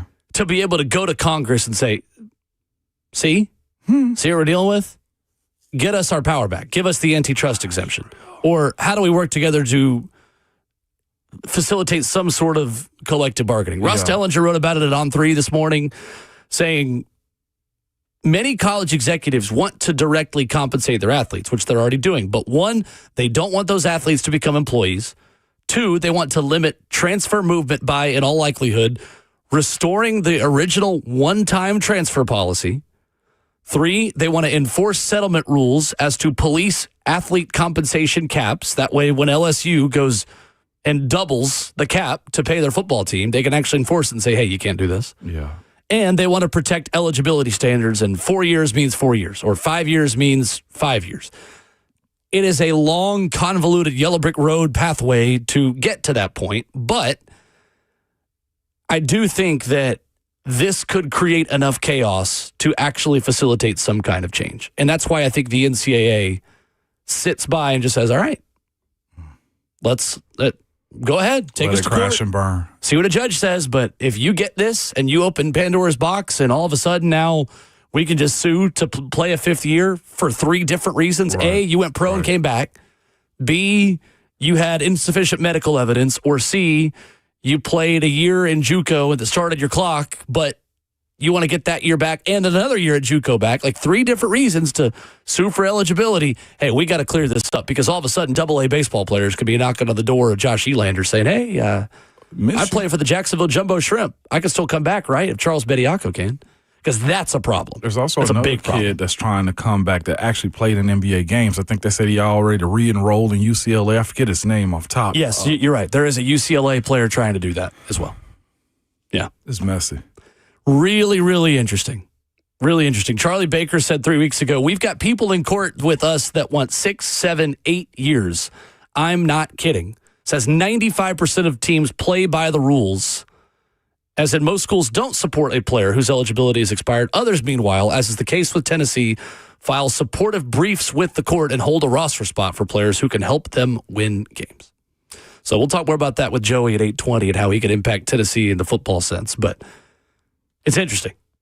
If it's not your school today, it probably will be in 6 months if Charles Bediako, Trinidad Chambliss, and Seriously. Joey Aguilar win these cases. 615-737-1045, our number. What matchup concerns you from the New England and Seattle perspectives in the Super Bowl? We'll dive into the big game coming up next.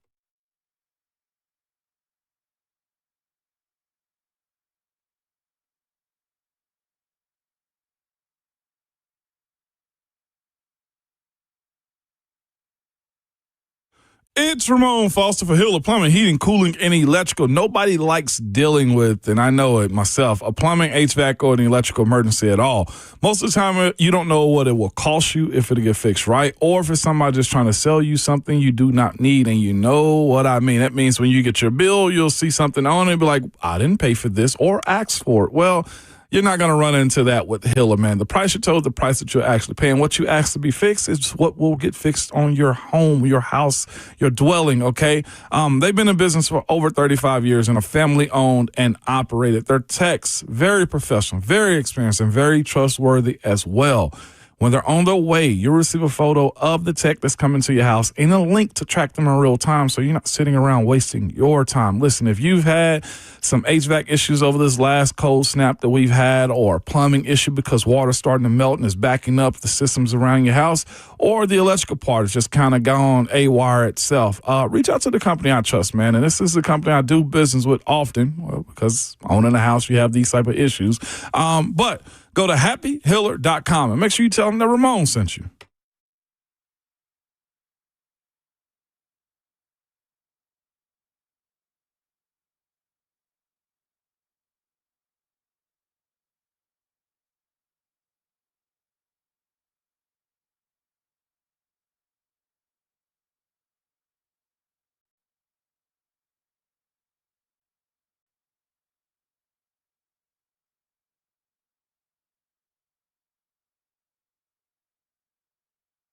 Guys, I'm trying to protect you here, man. We're a little bit over a week out from Valentine's Day, man, and why not go over the top? Really make a statement with something that is so personal, so romantic, and so meaningful. I'm telling you, do the right thing, man. I'm talking about something amazing from Genesis Diamonds, something that she can keep for years and years. Flowers are nice, I know this, but nothing is more timeless than a dazzling bracelet, pair of diamond earrings, a colored gemstone pendant, and at Genesis, they have put together a special selection of thoughtful, affordable gifts for this Valentine's, including all new creations from their exclusive designers, truly unique pieces that she will go crazy over. And for the ultimate in value, check out Genesis' new half-price vault, a special section of exquisite jewelry at an incredible 50% off. Yes, that's half price, fellas. Genesis has amazing jewelry starting at just $499 diamond studs. They have bangles and bracelets, even engagement and wedding rings that she'll never see anywhere else. So this Valentine's, let the non-commissioned experts at Genesis show you how to say properly, I love you, babe. Okay? Louder than ever with a classic, elegant gift that goes beyond ordinary. Genesis Diamonds and luxury pre-owned Rolex watches.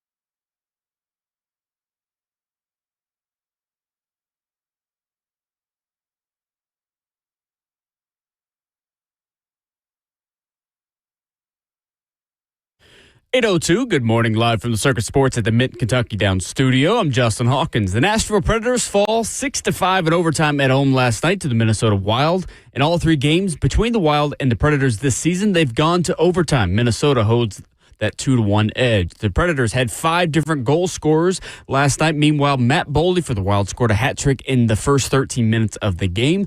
Nashville does pick up a point, and now they have 6 points. They have points in 6 of their last 7 games. The Predators are back at it tonight to face the Washington Capitals in D.C. before a 3-week break for the Winter Olympics. Puck drop tonight is at 6 o'clock.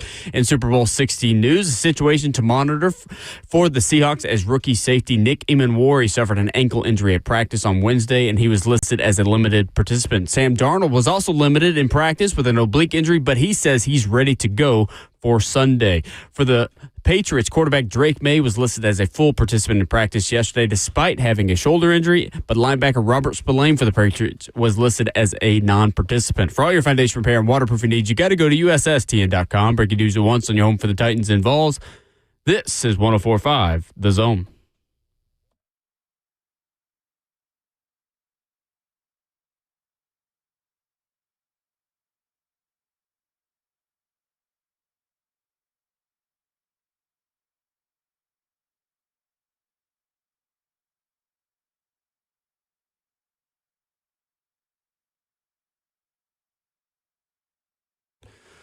Second half of the show at hour 3 getting started on this Thursday. Glad you are with us. Hope you're having a good start to your morning. Hope we can make it a little bit better for you. Ramon Foster, Will Bowling, and Justin Hawkins. We are Ramon and Will. 615-737-1045. What impact could Joey Aguilar have on Tennessee football in 2026? Is this good for Tennessee short term? Is it good for Tennessee long term? We'll discuss that coming up in 15 minutes. Thursday, 3 and hour 4 for the final time this football season as well. Picking Super Bowl 60 coming up at 9:20. Speaking of the big game, as we hear it described all the time by advertisers who aren't the NFL or NBC, right. What is the biggest matchup problem the Seattle Seahawks present the New England Patriots to you? That the Seahawks present to them? Yep. Hold up. I'll give you one if you need time to think. No, I don't because you asked me for one answer. I got 4 immediately. Give me your 4. Go. It is not paying too much attention to Jackson Smith and Jigba and letting Cooper Kupp cook, letting the run game cook because you're going to play soft coverage because they will play underneath football if you allow them to. It's that component to me. Or if that offense with Sam Darnold is running the ball well, that can be problematic because there has been that calling card for them. And the last part for me too is believing that Sam Darnold is hurt. Yeah, right. I'm so serious on that. He was limited in practice yesterday. Again. Yeah, whatever. Whatever. Believing Sam Darnold is hurt. I think that's the part in which can hurt because for one game, dog. It's all out. It's all or nothing is the way I look at that one. And the other part for me, too, is Leonard Williams being a monster. I'm worried about that left side for New England. I think that's the major matchup problem for New England in this game. You look at the statistics and what next-gen stats tell us. The Seattle Seahawks are 4th in pressure rate. The Patriots are 25th in pressure rate allowed. On the flip side, I think, again, it's another matchup of Drake May's athleticism and ability to scramble against a front 7 that's going to have him on the run. When they're able to flush Drake May out of the pocket, what's the result of the play? If the Patriots are able to get positive yardage when Drake May is pushed off his spot, I like New England here. Mm-hmm. If the Seahawks are able to get Drake May on the ground and they're so aggressive at boxing him in to where he can't scramble, then I think it's just a really tough night for New England. Yeah, same. Coaches, as far as being in this position, I don't think there's zero advantage for it whatsoever. It's 2 good staffs for sure. It's 2 good staff, absolutely. Special teams, it's an even matchup other than the fact that, like you said, what does Seattle do to Drake May as far as his legs go and how that defense is going to pursue him if he gets outside of the box? This is the ultimate tape game. We've seen everything that you could possibly throw at us. The one thing that was brought up, and you said that Ben Jones and we're talking about on Buck's show, or I forget if there was a conversation, was Vrabel's got a lot of time, and this is where he gets into the weeds of the rules and the game planning and what tricks you can do. Well, Seattle's always been on the forefront of analytics, health inside of the building. I'm sure they've gone back to preseason games, week 1 through 4. Oh, yeah. Everything that you can think of breaking down has happened over the last 2 weeks. Drake May's 5.9 rushing yards per carry, the second most among every player to record at least 10 carries in these playoffs. And Seattle has allowed a decent amount of rushing yards to opposing quarterbacks. Seahawks allowing 5 yards per carry to QBs this season. That's the 4th most in the NFL, ahead of only the Bills, Texans, and Bears. So something to follow there. What about the other side? What do you think the matchup problem is that New England presents Seattle? The matchup problem is their interior defensive line. I totally agree. I think it's the run defense and the interior D-line for New England against Seattle. 100%. That they're going because of that franchise's history and because of Vrabel's mentality and how he's got those players to buy into him, that they're going to hammer the nail past the wood point. Like they're going into the wood to try to make sure they can make Sam Darnold look like the old him. Like that's the part to me with both of these quarterbacks they have to fight.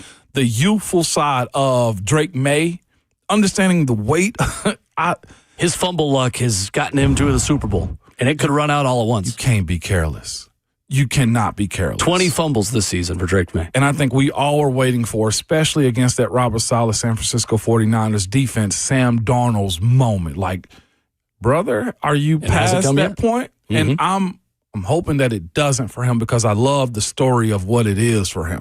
Yeah, I don't trust either quarterback completely. That's totally fair. Yeah, I mean, man. The pressure that you are under as a quarterback, it's different in the playoffs, and then it becomes different again in the Super Bowl. It's so many different layers. Like I said, I was mentioning Mac, and maybe something we can speak about tomorrow a little bit. But like, this week that the players showed up on Monday or Sunday, whenever they got there, there's so much chaos. Like there's a highway 5 feet above your head, like the city of Houston highways right above your head on everything that's going on around you.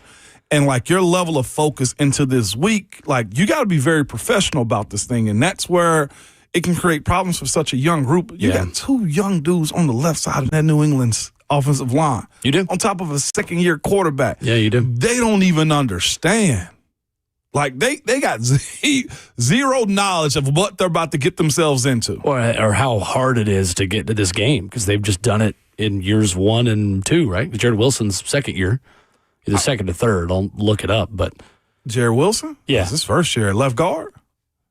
If I'm not mistaken, he's a rookie that ran like a 4.9 at the combine last year. If we're talking about the same guy at left guard. Yeah. And having him and Will Campbell right next to each other. Yeah, you're right. Yeah. He's a rookie. 2 rookies on the left side of your offensive line. Like a 5th-round rookie as well. And so I think the interesting thing is, can New England stop the Seattle run game enough to force Sam Darnold to beat them? That's not as much of a slam dunk that it's the way to win as maybe it would have been for Sam last season in Minnesota. The Seahawks have had a number of games where they've not run well and still been successful. And I think that's the thing that's really impressive about Sam Darnold this season. Can you put them in predictable passing situations enough because you're stopping Kenneth Walker on standard downs? Yeah, that's, I think, the question of the game for New England on defense. The problem is that when the Seahawks ran for less than 100 yards this year, it only happened 6 times, they were 5-1. Yeah. So that's not totally a key to victory. Kenneth Walker's been great in the postseason. 4 touchdowns in the playoffs this year. That ties Marshawn Lynch's franchise record of 4 rushing touchdowns in a single postseason set in 2013. Kenneth Walker is the first Seahawks player to record at least 100 scrimmage yards in consecutive playoff games since Marshawn Lynch in 2014. I'll be honest, Ramon, I don't see a world where New England wins this game and Kenneth Walker has a lot of success. I think if Seattle can run the ball, it's Seattle by a couple of scores. I think it comes down to the turnovers. And that is always going to be the question about Sam Darnold. I think it's also always the question about Drake May. They're just good at falling on his fumbles. Absolutely. The Seahawks had 8 turnovers in their 3 losses combined. 2 versus San Francisco, 2 versus Tampa Bay, 4 against the LA Rams. The Patriots forced the 9th best pressure rate in the league. The Seahawks actually have the 5th best pressure rate allowed in the league according to Next Gen Stats. I think it's a turnover game. I think if you come into this game telling me that the Seahawks are going to win the turnover margin, I am picking the Seahawks to win by at least a touchdown. Mm-hmm. The thing is, I can't guarantee that because Sam Darnold is still Sam Darnold on this stage. And that's not totally fair to him, but it's the way this works in the NFL. When you stand up there in the big game for the first time, you've got to prove that you're still the same guy. He has in the postseason. He has in crunch time in a Week 18 game. Now you've got to do it on this stage. And I'm not totally confident in either quarterback's ability to totally protect the football. I like them against the defense on the other side of the line. Yep, I'm with you. Not to cut you off, but I like them both. Yeah. I like them both. But where do you go? And the other part is for me as well, too. Like, I see the comment, Kayshon Boutte is a decent wide receiver for New England.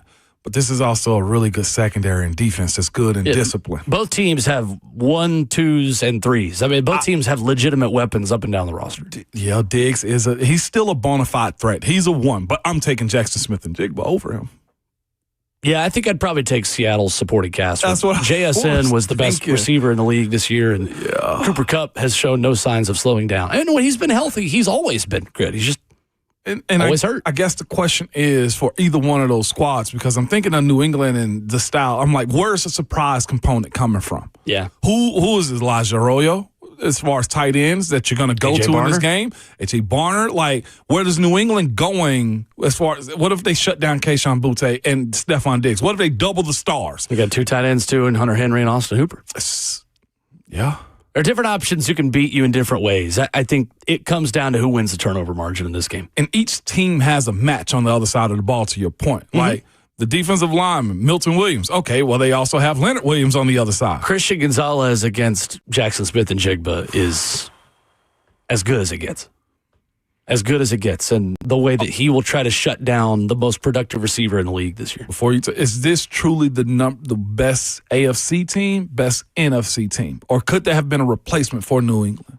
I think it's undoubtedly the best team in football in Seattle. I think we could argue about who the best team of the AFC is. Mm-hmm. New England's run to this point is historically easy. I'm not taking anything away from them. But and that's why I'm saying, like, I don't think anybody can compete on the NFC side with what Seattle is. Call me delusional, but I still think Buffalo on paper is still the best team in the AFC. But I can't argue on the Seattle Seahawks. Let's go to the phones. Matthew's in Franklin. What's up, Matthew? Morning, Matthew. Good morning, gentlemen. I've got a Ramon Foster fact, Mr. Will, and I'm going to ask you a question. Okay. You know the Slay and Ramon have big appetites, and Ramon every morning eats a lot of cereal. Do you know what he eats it in? I don't. A Super Bowl. Okay. All right, Matthew. Thank you. Thank you for the call.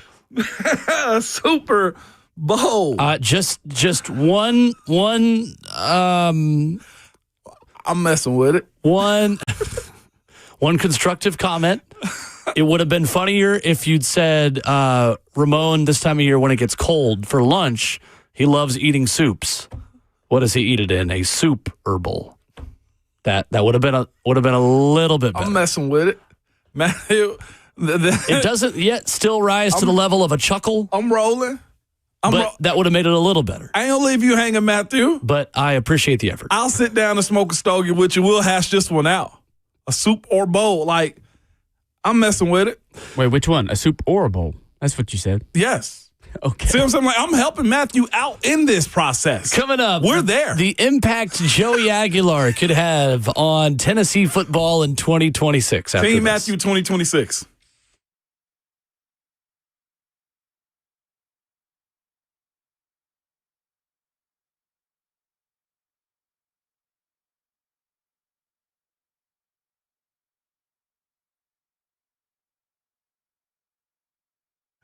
I'm messing with it. I'm still here for it, man. Just so you know, I'm also here for United Structural Systems, man.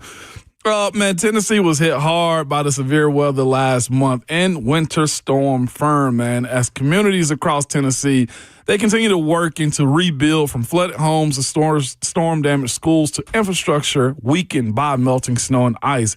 USS, I'm here to tell you, is here to help you guys, man. Since 1994, United Structural Systems has helped thousands of families and businesses restore their homes after foundation damage, man. Often, that damage comes from the kinds of severe weather Tennessee sees year after year. USS doesn't just fix the structures. They help restore stability, safety, and peace of mind, especially for people recovering from storms, flooding, and shifting ground. The community involvement, supporting local schools, neighborhoods, and organizations like Habitat for Humanity reflects our belief that rebuilding is about hope and rising again together. I'm here to tell you that this March, also, the spring build will be the 10th for USS. They've been in this for a while. It's a major milestone for any business that sustained this level of consistency, man. They're made up of people who show up when things matter the most, man. I'm here to tell you, one of the best companies around for your foundation. Just support this community, man. You can visit USSTN.com and gain a peace of mind with the United Structural System, foundation repair and waterproofing.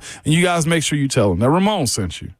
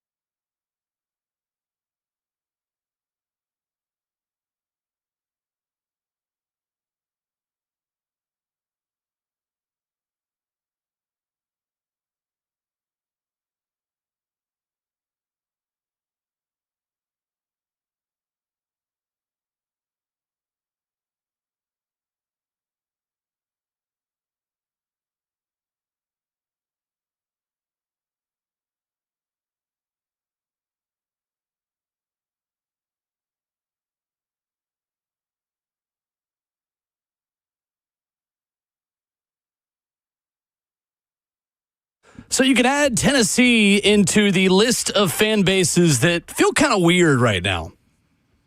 Suing the NCAA, getting temporary restraining orders, trying to get eligibility.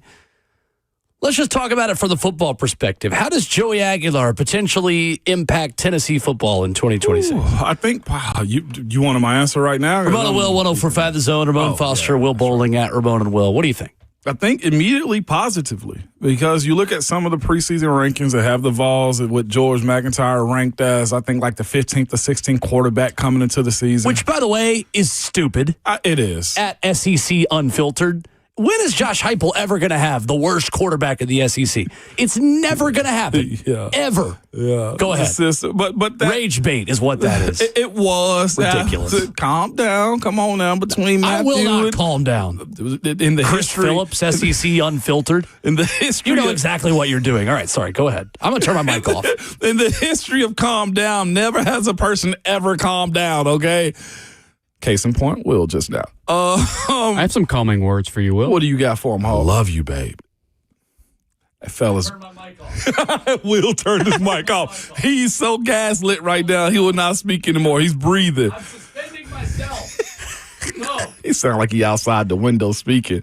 We're all here for you. I love you, babe. We do. In just the immediate just projection and just perception of Tennessee, it gives you a veteran. It gives you what Miami got last year with, of course, Carson Beck, right? It gives you what other universities are looking for when they're going for that guy. Trinidad Chambliss for Ole Miss. Like, all of this stuff right here aligns. Heck, what is Fernando Mendoza? But he's a transfer. But what it does, though, is with the Heupel offense, most quarterbacks in that system after 2 years get it. I think that's, again, I continually go back to the Nico situation, like it was premature to leave because this is your year. He could be in that conversation, especially this year, as being a first-round quarterback had he been in that system if everything gone his way. But that's what it does for me if Joey Aguilar is back behind center for the Vols. On paper, as well as what I will say. All right. On paper. I'm releasing myself from my self-imposed suspension. You're back. The lawsuit says the 2025 season marked the first time Joey Aguilar earned significant money for playing football. From 2019 to 2023, he earned nothing, but in one season at Tennessee, he earned over $1 million. 3,500 yards, 24 touchdowns in 13 games as Tennessee's starting quarterback while dealing with a tumor in his arm. That's significant. And to me, Ramon, it kind of changes the way I view Joey's play down the stretch. And maybe the lack of the explosive plays and the arm strength not quite being there, right. It had to have been bothering him late in the season. Yeah, no doubt. And of course, I think you saw him grimace when he was falling on it as well. It was those moments.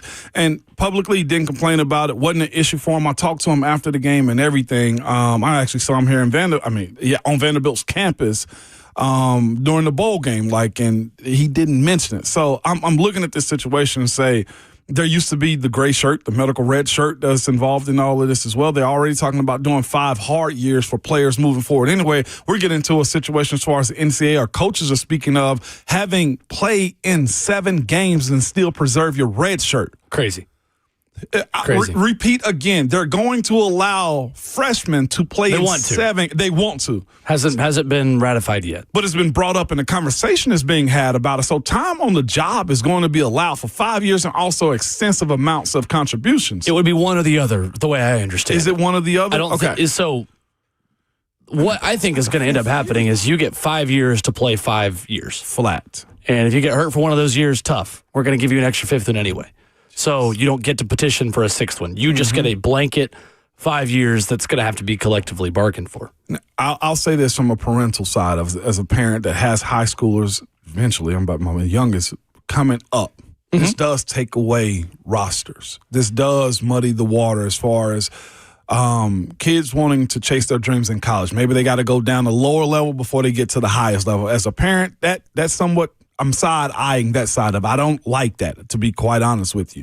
But with what the NCAA, and I'll forever say this, took away from guys where we were employees and weren't compensated at all, take your medicine now is the way I also look at this. You deserve, in my opinion, every lawsuit that's coming your way, every amount of money that these players are allowed to get because, again, I say it, you could have got us for cheap in 2004. We just wanted probably an extra $500 a month so that we could go to Ruby Tuesdays or go get wings from Buffalo Wild Wings. And now you have this where guys are being able to charge $1,000 just to show on camp, and it's legal now. So this is their problem that they caused when it was way more fixable when we didn't have this thinking.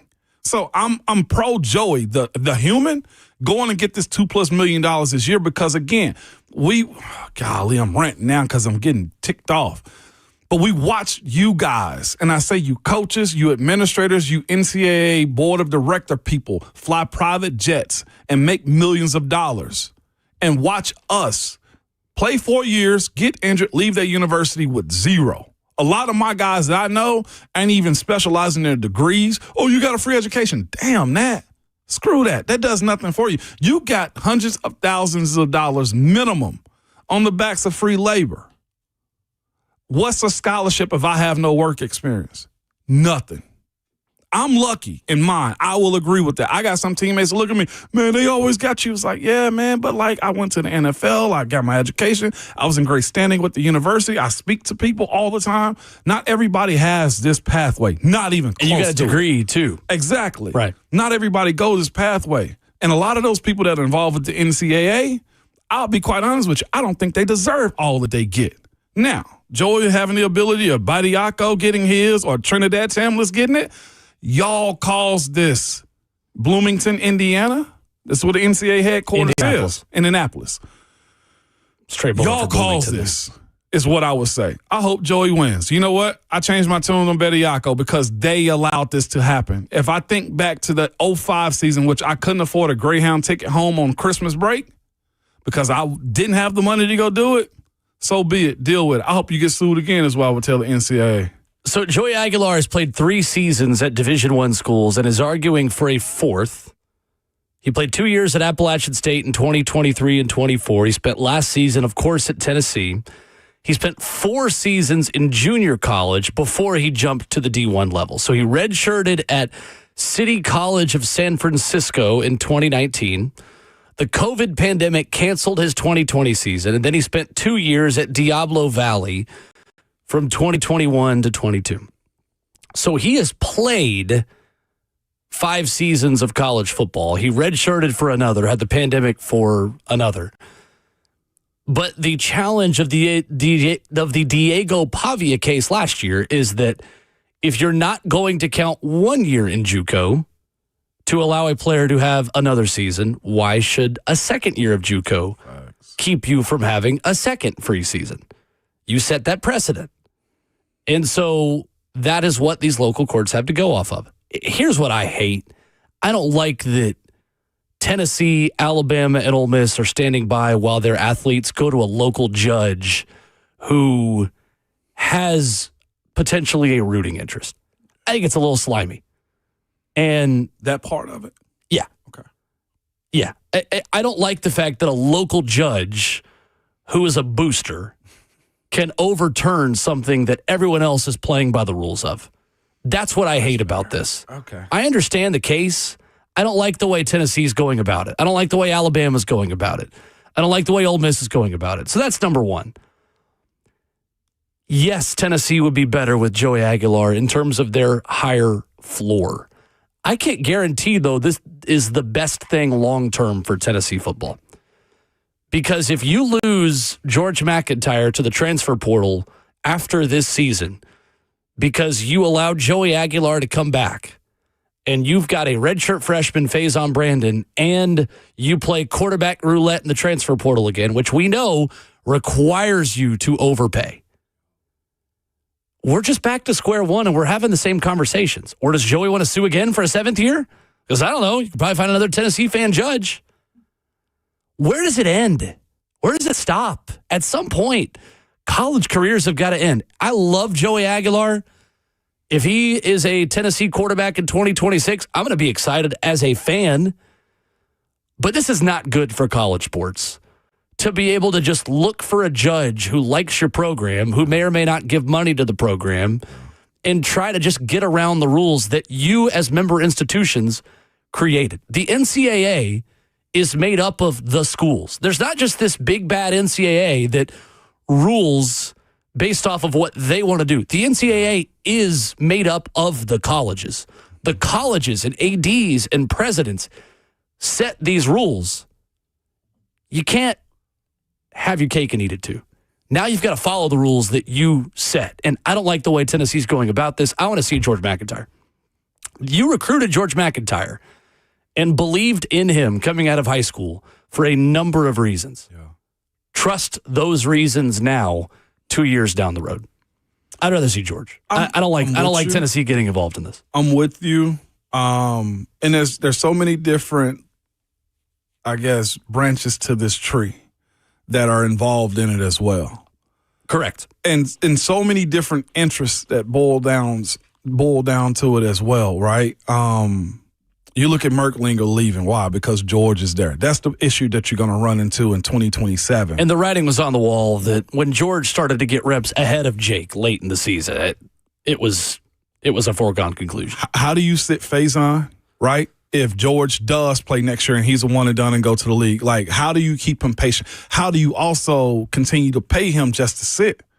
Right? Most athletes that I know, no matter how much you're getting paid, I want to be on the field. That's the issue that, to your point, that Tennessee and all parties involved are creating in this decision that is going to be made.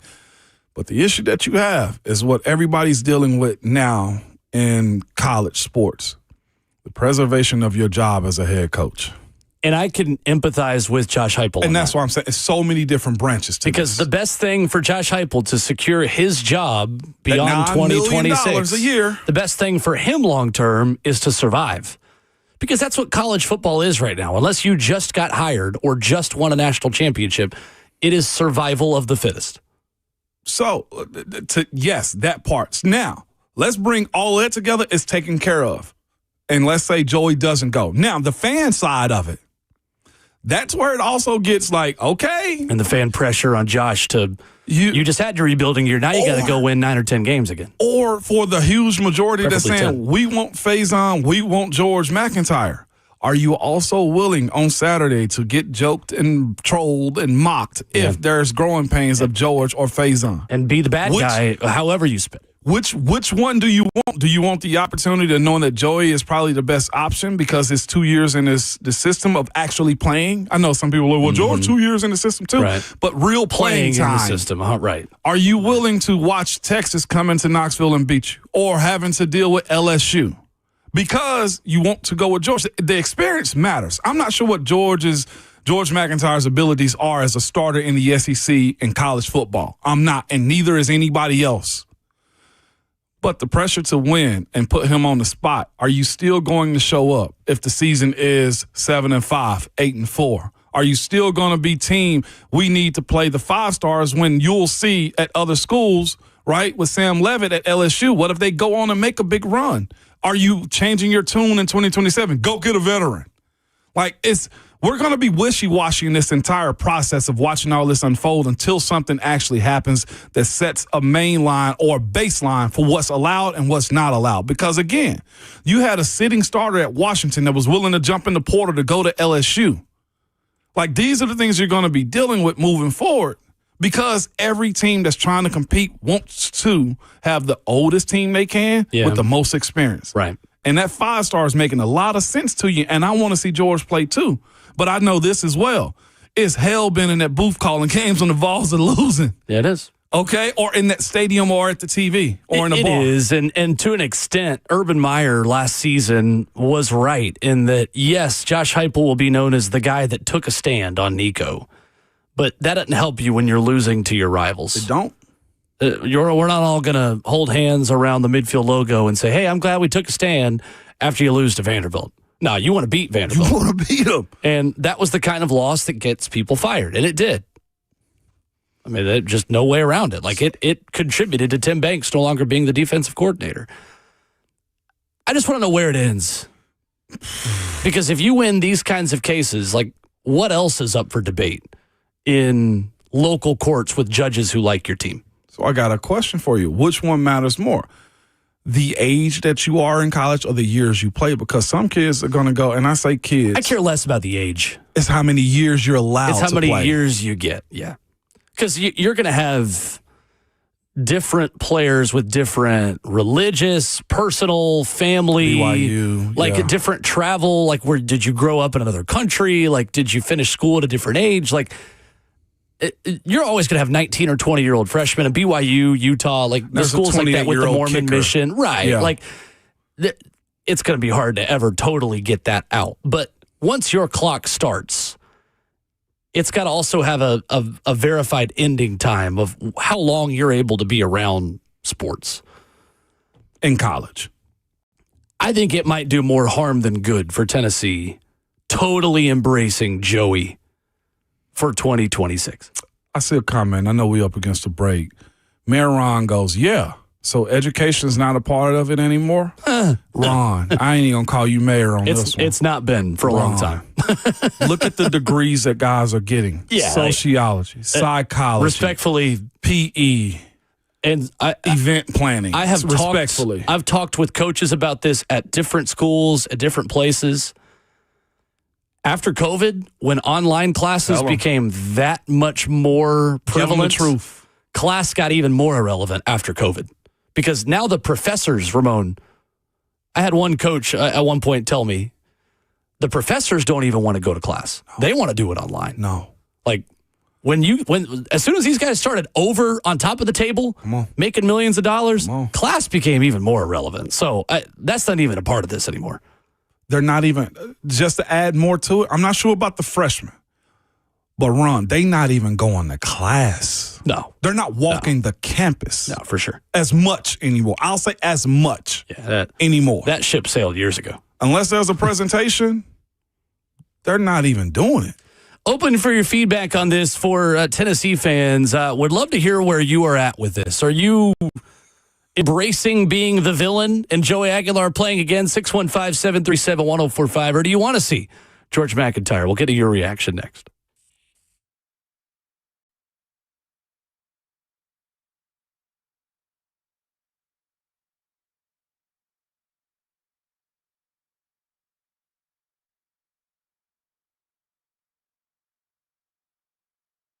What's up? It's Will Bowling. How is your home's heating performing? If it's struggling to keep up, League Company has your back. Available 24/7, League Company's award-winning HVAC team will get the job done right. From repairs and tune-ups to full system evaluations and replacements, League Company is here to keep you cozy and comfortable against winter's chill.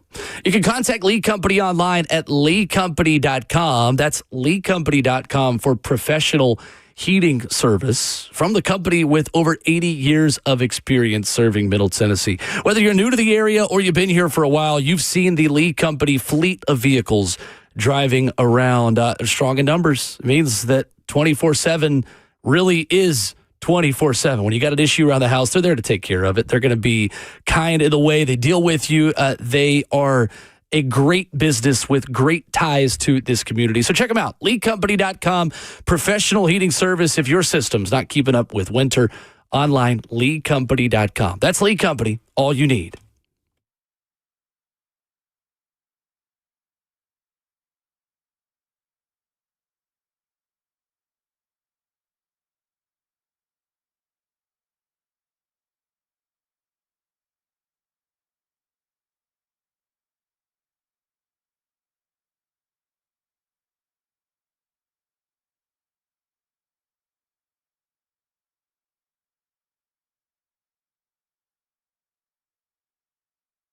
Low mortgage rates are back. Listen, Loan Pronto has fixed rate mortgages with APRs as low as 4.89%, lowest in years. Hey, it's Will Bowling. Smart homeowners are taking advantage of this while they can. If you got stuck at a 6% loan, you can lower your payment big time. Or you can keep your primary mortgage intact and get cash out of your equity with Loan Pronto's Rapid Equity Loan. One homeowner just got $250,000 out of their home. They paid off all their credit cards and some car loans and cut their monthly expense by $2,000. Call now and see what option works best for you, but don't miss the big rate drop of 2026. Ask about new home loans, VA loans, full cash out refis, or their famous Rapid Equity Loan. You can close in less than 2 weeks, and you may be able to skip your next 2 house payments altogether. Call 615-499-5780 or visit loanpronto.com for your free instant home appraisal with no hard credit pull. Call 615-499-5780 now, loanpronto.com. Equal housing lender, NMLS 166-1781, APR for well-qualified buyers. Visit NMLSconsumeraccess.org.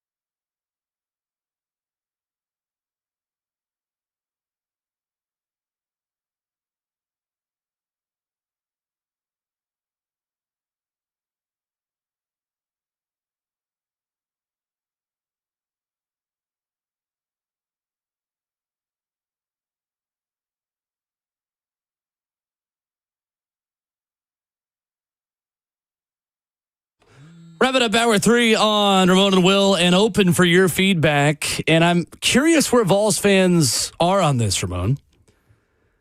Are you all right with Joey Aguilar getting another season and what that means for college sports, what it means for your program?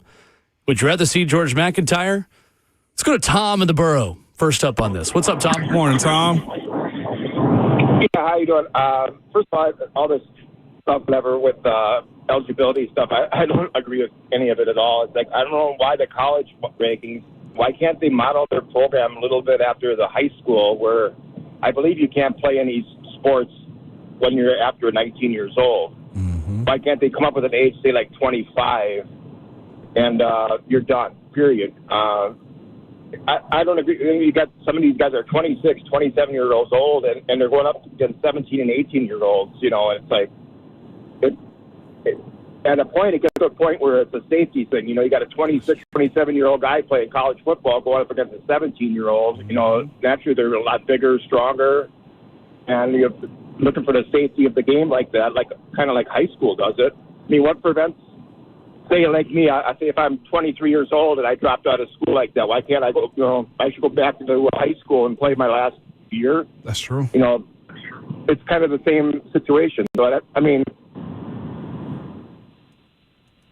Oh, thank you, Tom. Oh, you fell off. Dropped right off there Tom. at the end, but we got your point. There's religious reasons, first of all. I mean, how do you draw the line on guys at BYU who have Mormon missions, and you're just going to say they can't play college sports? Oh. So that would be challenged, and there are just different reasons in general that, I mean, whether it's military, whether it's you grew up in, I don't know, the Czech Republic, and you play basketball there where they don't have the equivalent of college basketball, and you play semi-pro there for 2 seasons, which is not, to me, the same level as even the NBA development path here, and decide, like, I want to go get a degree and move to America. Like, are you going to turn that guy away from getting an education in the U.S.? Like, I don't think you can enforce the age cap thing. Yeah, no. So here's the point. There, Matthew. What was it, Matthew? I think this is called in. So there was a situation that recently just happened, and it was at Syracuse. It was by this rapper, ironically by the name of Tusi. He has this song that actually did really good. It was number 5 on the Billboard Hot 100. Favorite Song is the name of it. You could look him up. Well, he played high school football, never had gone to college or anything. Now, Syracuse, I guess, had open trials. He put video out there or something, and he was allowed to walk on to Syracuse's football team. Now, here's the difference. Well, not really different. He just turned 26 years old January 9th of this year. He was eligible and was a part of Syracuse's football team this early winter. Now, Syracuse has also done some recruiting, and he's pretty much got bumped out because, again, he's not of the talent that Fran Brown wants at the University of or Syracuse University. But to your point, this is happening. Guys are trying to find ways to go play football, and for a spell, he was a part of Syracuse's football team. He's now been pushed out, but this happens. I'm with Will. I think the age is one conversation. The amount of time you get to play is another, because here's the other part. If you tell me up to an age, what if a 17-year-old goes to college early, which happens, enrolls at 17, and he plays up until he's 25? 8 years, 9 years, depending on when his clock starts. That can't happen. You know what I'm saying? Like 8 years is ridiculous. So the time in college is what we're looking at. Yeah, it's when your clock starts. I don't care when your clock starts, but when your clock starts as a college athlete, you get 5 years and you get to play all 5. Mm-hmm. There's no exceptions. There's no waivers. There's no nothing. 5-year clock, ready, go. And after 5 years, and clock over, have fun. Now let's muddy the waters. What if a kid goes to the MLB after high school at 17, 18? Then see you, buddy. Minors. You forgo your chance pro, to play college baseball. You commit pro, that's a wrap. Yep. Okay. Yep. That's that what easy. it was. Simple.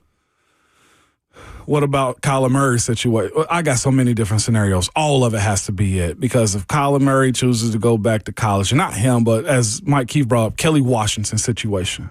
You know, like you get drafted, but instead you go play football, but you never play college baseball. Can you go back and play that route? Like, it's, to your point, the small letter detail has to be magnified moving forward. This is it's a slippery slope because, like I said, at 25, this rapper, Tusi, was enrolled at Syracuse. You've heard this song, so it's called Favorite Song, literally. It was 5 on the billboards. He was a part of Syracuse's football team.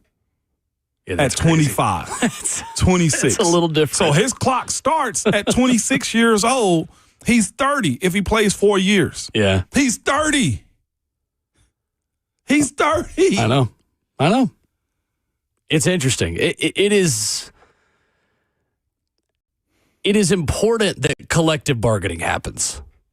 I think the NCAA is maybe starting to come around to that a little bit.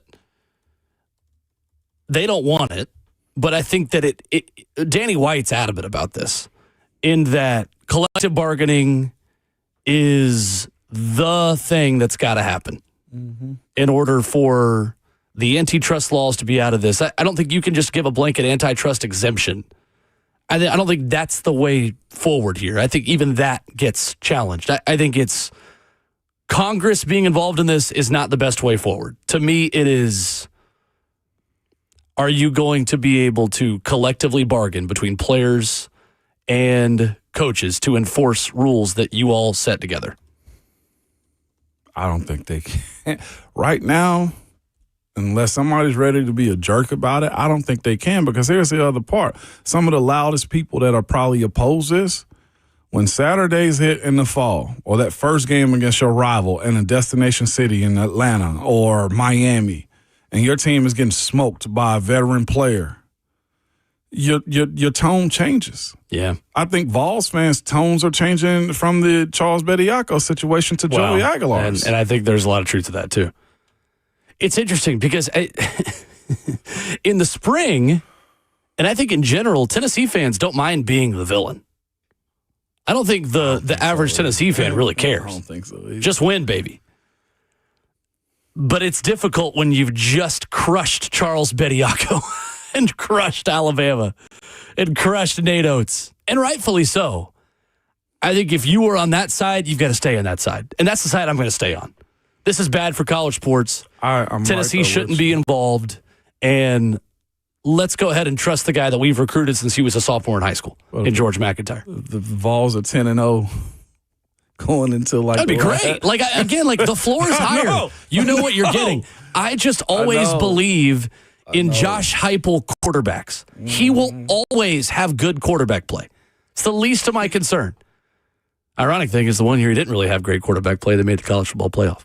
615-737-1045 is our number. Thank you, Nico. Coming up, latest headlines from Santa Clara. Injury reports ahead of Super Bowl 60, including another problem, maybe just something going on with Sam Darnold and his oblique. Is it an issue? We'll talk about it next.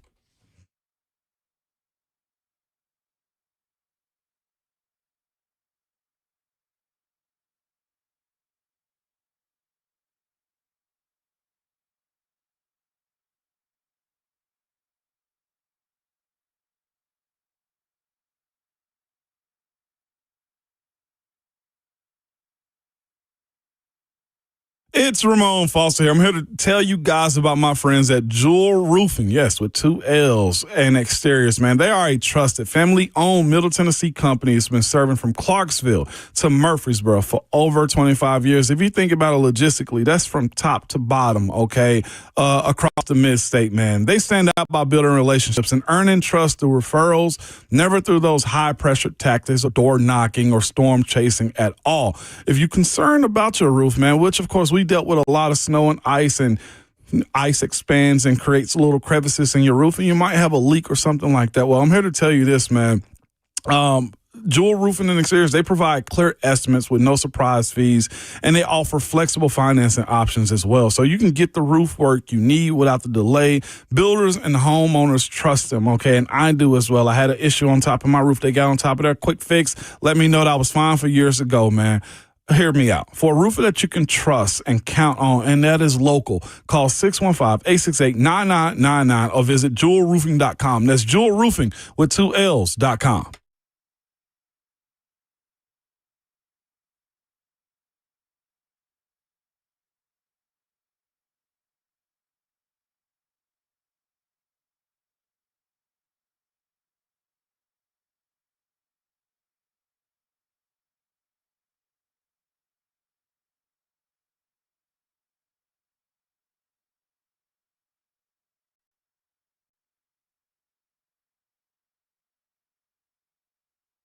Guys, why not go over the top this Valentine's? Really make a statement with something that is so personal, so romantic, so meaningful. One that'll have you saying, I love you. Like the old movie we like, okay? Yes, it's that is what I'm telling you. I'm talking about something amazing from Genesis Diamond, something that she can keep for years and years. Listen, flowers are cool. I like the flowers. They smell good, but nothing is more timeless than a dazzling bracelet, pair of diamond earrings, a colored gemstone pendant, and at Genesis Diamonds, they have put together a special selection of thoughtful, affordable gifts for this Valentine's, including all new creations from their exclusive designers, truly unique pieces that she will go crazy over. And for the ultimate in value, okay, they have the ultimate price, all right? You can check out Genesis' new half-price vault, a special section of exquisite jewelry and an incredible 50% off half price. Genesis has amazing jewelry starting at $499. I'm talking about diamond studs, bangles, and bracelets, even engagement and wedding rings that she'll never see anywhere else. So this Valentine's, let the non-commissioned experts at Genesis show you how to say, I love you, louder than ever with a classic, elegant gift that goes beyond ordinary, okay? Genesis Diamonds and luxury pre-owned Rolex watches.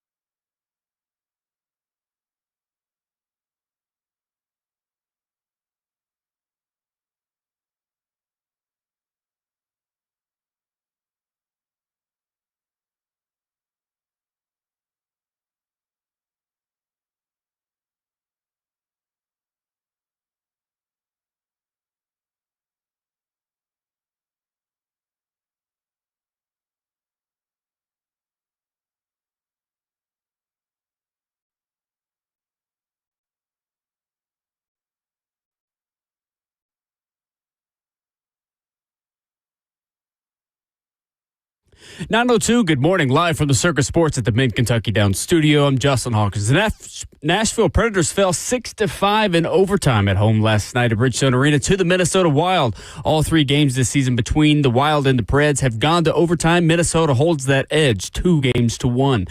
The Preds have had five different goal scorers last night, including Steven Stamkos, who scored his 28th goal of the year. Nashville does pick up a point in the game, however, and they now have 6 points in their 6 of last 7 games. The Predators are back at it tonight to face the Capitals in Washington, D.C. before a 3-week break before the Olympics get started. Puck drop is at 6 o'clock tonight. In Super Bowl 16 news, Wednesday's injury report showed a situation that's worth monitoring for the Seattle Seahawks as rookie safety and AP Defensive Rookie of the Year finalist Nick Eamon-Wari suffered an ankle injury at practice and was listed as a limited participant. Quarterback Sam Darnold was limited in practice as well with an oblique injury that he says he feels really good and ready to go for this Sunday. For the Patriots, quarterback Drake May was listed as a full participant yesterday despite having a shoulder injury, and linebacker Robert Spillane was the lone non-participant for the Patriots. For all your foundation repair and waterproofing needs, you got to go to USSTN.com. Breaking news at once, looking home for the Titans and Vols. This is 104.5 The Zone.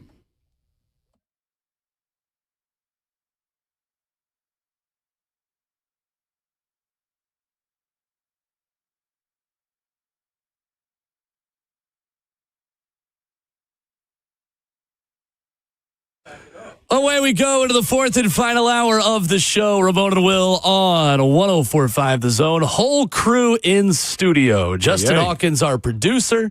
Ramon Foster, Will Bowling. Got our friend JP hanging out with us here in studio. JP in the studio. And we're having a good time. Been a quick show.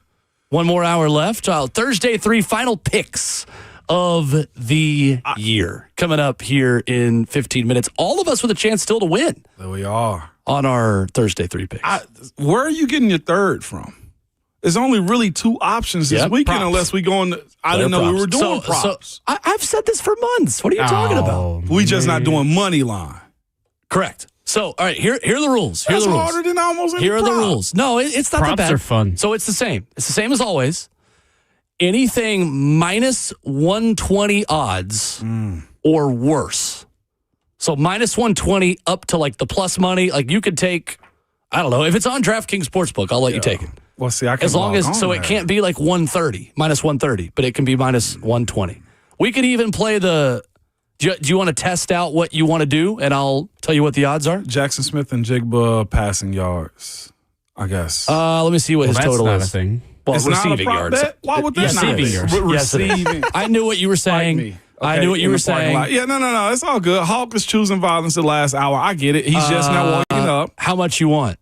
How many receiving yards do you want to pick on? 75. Oh, wait, so we can That's do gonna be alternate. way lower. That's way lower. That's minus 300. His over-under is 95. His over-under is 95? That's what it starts at. The lowest number I could give you is 95, yeah. That's minus 113. But I Stephon need Diggs, minus 46 120. receiving yards would be. No, minus 113 is in the other direction. So as long as you're minus 120 or lower I don't number. bet. I'm over here. Welcome to my JP, world. I'm Even over though here I've not bet this confused. season since Yeah. new jobs were. It's okay, honey. We'll give you some extra time. Oh, I swear, me and you we gonna dance. Okay, I hope your feet are together today. Wow. Nah, that's all He hit good. you with a honey. He did hit me with a honey. He act like he's not about to become a dad out here, okay? That's true. This is his problem right there. Yeah, we'll test out different ones. Do you want JSN? You want Jackson Smith and Jigba 95 yards? Or do you want to think about it? That's risky. If you go online on that computer in front of you to sportsbook.draftkings.com, you don't have to have an account to look. So I'm not logged in either. So any number minus 120 or lower to 100, or you can go plus money. I'd love it if you went plus money so Justin and I can catch you. Oh, absolutely not. There's one time I'm winning. Y'all would not take love it from you, me. babe. Exactly. Ramon is 37-29, Justin 36-30, I'm 35-31. So it doesn't always come down to the wire, but this year it is 100% coming down It to is the wire. down to the wire. I like it this way. We ain't even really Absolutely. bet a risk on this one. I won't. I mean, never mind. any kind of bet is a risk. I know, but never mind. We're good. Oh, yeah, we didn't have a punishment. Right. Yeah, punishment. Yeah, there's no punishment this time. Maybe we'll figure out a reward. I don't know. We'll figure all that out. What happens if we all tie? I don't know. You buy us An lunch. extra You week tell me. of something. Novelty props. Yeah. Jeez. We'll do something But else. I mean, if there's no reward, then who cares if we tie? Tennessee There's nothing also, we're playing for. Bragging rights. We have to. This is sports. The state We of compete. Tennessee doesn't allow prop bets like that usually Yeah, either, they do. does it? They do? Oh, yeah. I thought with like certain yeah. props like Tennessee, they do allow. There was one year that Travis Kelce not scoring a touchdown in the Super Bowl lost me more money than I'm willing to admit. Is the national anthem a part of it? You can bet on the Yeah, Gatorade I mean, if it's color. if it's on DraftKings, so some of Tennessee doesn't allow some bets. Like you can't do Some bets. Gatorade color. I don't think like on the official. So that's books. what I was worried about. I see that what you part. mean. Yeah, I see what you mean. yeah. And Tennessee also doesn't allow college sports prop bets. Some states do that. You can bet you can bet a Joey Aguilar touchdown. There's a doink bet on here. That's The incredible. ball hitting the That's goal actually post. electric. I'm kind of into it. Is that on DraftKings? Yes, this is on DraftKings. There was a few Oh, doinks my in the goodness. playoffs this year. That's probably their affiliation with Pardon My Take, because I know that's something that PFT commenter, Pardon My Take on Barstool, has done before in betting an over-under of doinks in the Super Bowl. And now that they're tied with Pardon My Take, that doesn't surprise me. You know my problem with betting What's that? is, this is going to sound so friggin' out of touch with people, is Okay. this. why bet for just $12? Well, if you didn't play 11 years in the NFL, and that's why I said I was out of touch. and that's what you're not. That's what you're comfortable departing with or parting with, and that's why you only bet $12. And that's why it doesn't benefit me to bet too. The way I've compared it to is like it's like choosing to go see a movie in theaters versus at home. I'm enhancing the experience by putting a little bit of extra investment into my entertainment value. I could wait and watch it for free. That's true. I mean, free, like on Netflix or something, or like $4.99, but I'm spending more to enhance the experience. So if you're okay with like the $15-$20 on something to like enhance the experience and give you rooting interest, then do it.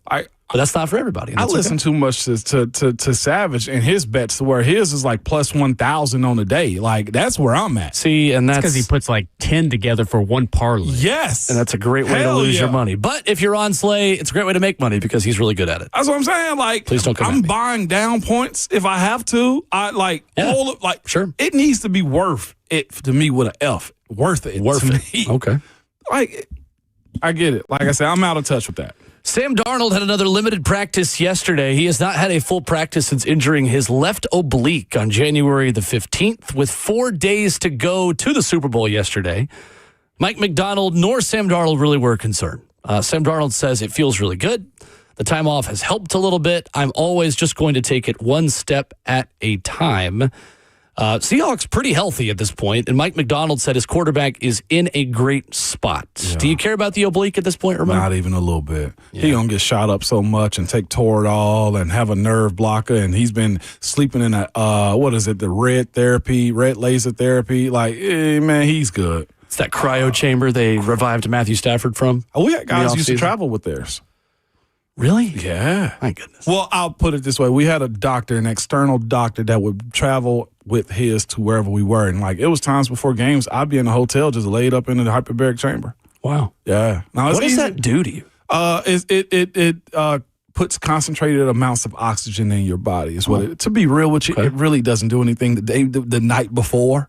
But it concentrates oxygen into your body. So if you got an injury, it helps you heal up a little bit quicker, rest you up and stuff like that. If you're claustrophobic, I almost bought one. Yeah, I'm a little too claustrophobic. I almost bought one. It can get hot in there. You got to put like the air suction thing outside of a window, hotel window or something. What were your pregame tradition treatments you always had to get? Treatments beforehand, I didn't really get hurt that much. So mine was just getting in the hot tub, stretching with bands. That's what I was talking to my oldest about last night. Like, it's a routine and that type of stuff. Stretching your ankles, shoulders get loose. I put on some icy hot Tiger Balm, and then I was good to go. Like, getting my ankles taped beforehand, even though they were loose before the game. My hand tape for my fingers, though, was a process. I get a hard cast around my thumb because this thumb is a little deformed. A little bit. Get that taped up. If I had to, I think the last part of my years, because of this finger, I started teaming up, pairing up my fingers with the other. It was just, I just had to be settled in, and I had to be, I was about to say lubed up. I had to be lathered up. Had to be. It's not much better, Ramon. It ain't much better, and I said it anyway. I had to be lathered up and ready to go. Like, my shoes had to be tightened a certain way. Like, my feet had to be worn with the cleats. Like, I didn't have a crazy routine of throwing up. You just described a lot of things, though. I don't know. It's a process. Throwing up beforehand. Which of your teammates would always throw up before games? Weldy Moore. Oh, okay. We be in there doing the team prayer. You were ready for that answer. I was, because we be like, what in the, we're praying. The spirit was moving. He in the background. All right, I didn't need the onomatopoeia. Thank you. You're welcome. No, I'm serious. Everyone who's ever done like sports at any kind of level has that one teammate that always found a way to throw up. I'm thinking of one right now. You got one too? From high school. Yeah. It bothered me, but it was his thing. It's like, what a look at me move. Not really. Some people are really just like that, but we're in a print. Another one is in big games. I'll never forget Antonio Holmes. Loved him as a teammate. He was by far one of the most chill dudes ever. When we were in the games, like, man, I done won at every level. I won high school, college at Ohio State. I already won it. That was his speech to us before the Super Bowl. It was like, we got to go win. Must be nice. It was. John in Nashville wants to chime in on the college eligibility conversation this morning. What's up, John? What's up, John? John, don't do this. John, you there? Aging doctor. John is not there. Hawk, talk to your mans. If John is still on the line when we come back, we'll give him another try. Coming up, though, it is you, Hawk. the final edition of the 2025-26 Thursday 3 after this. I love you, babe.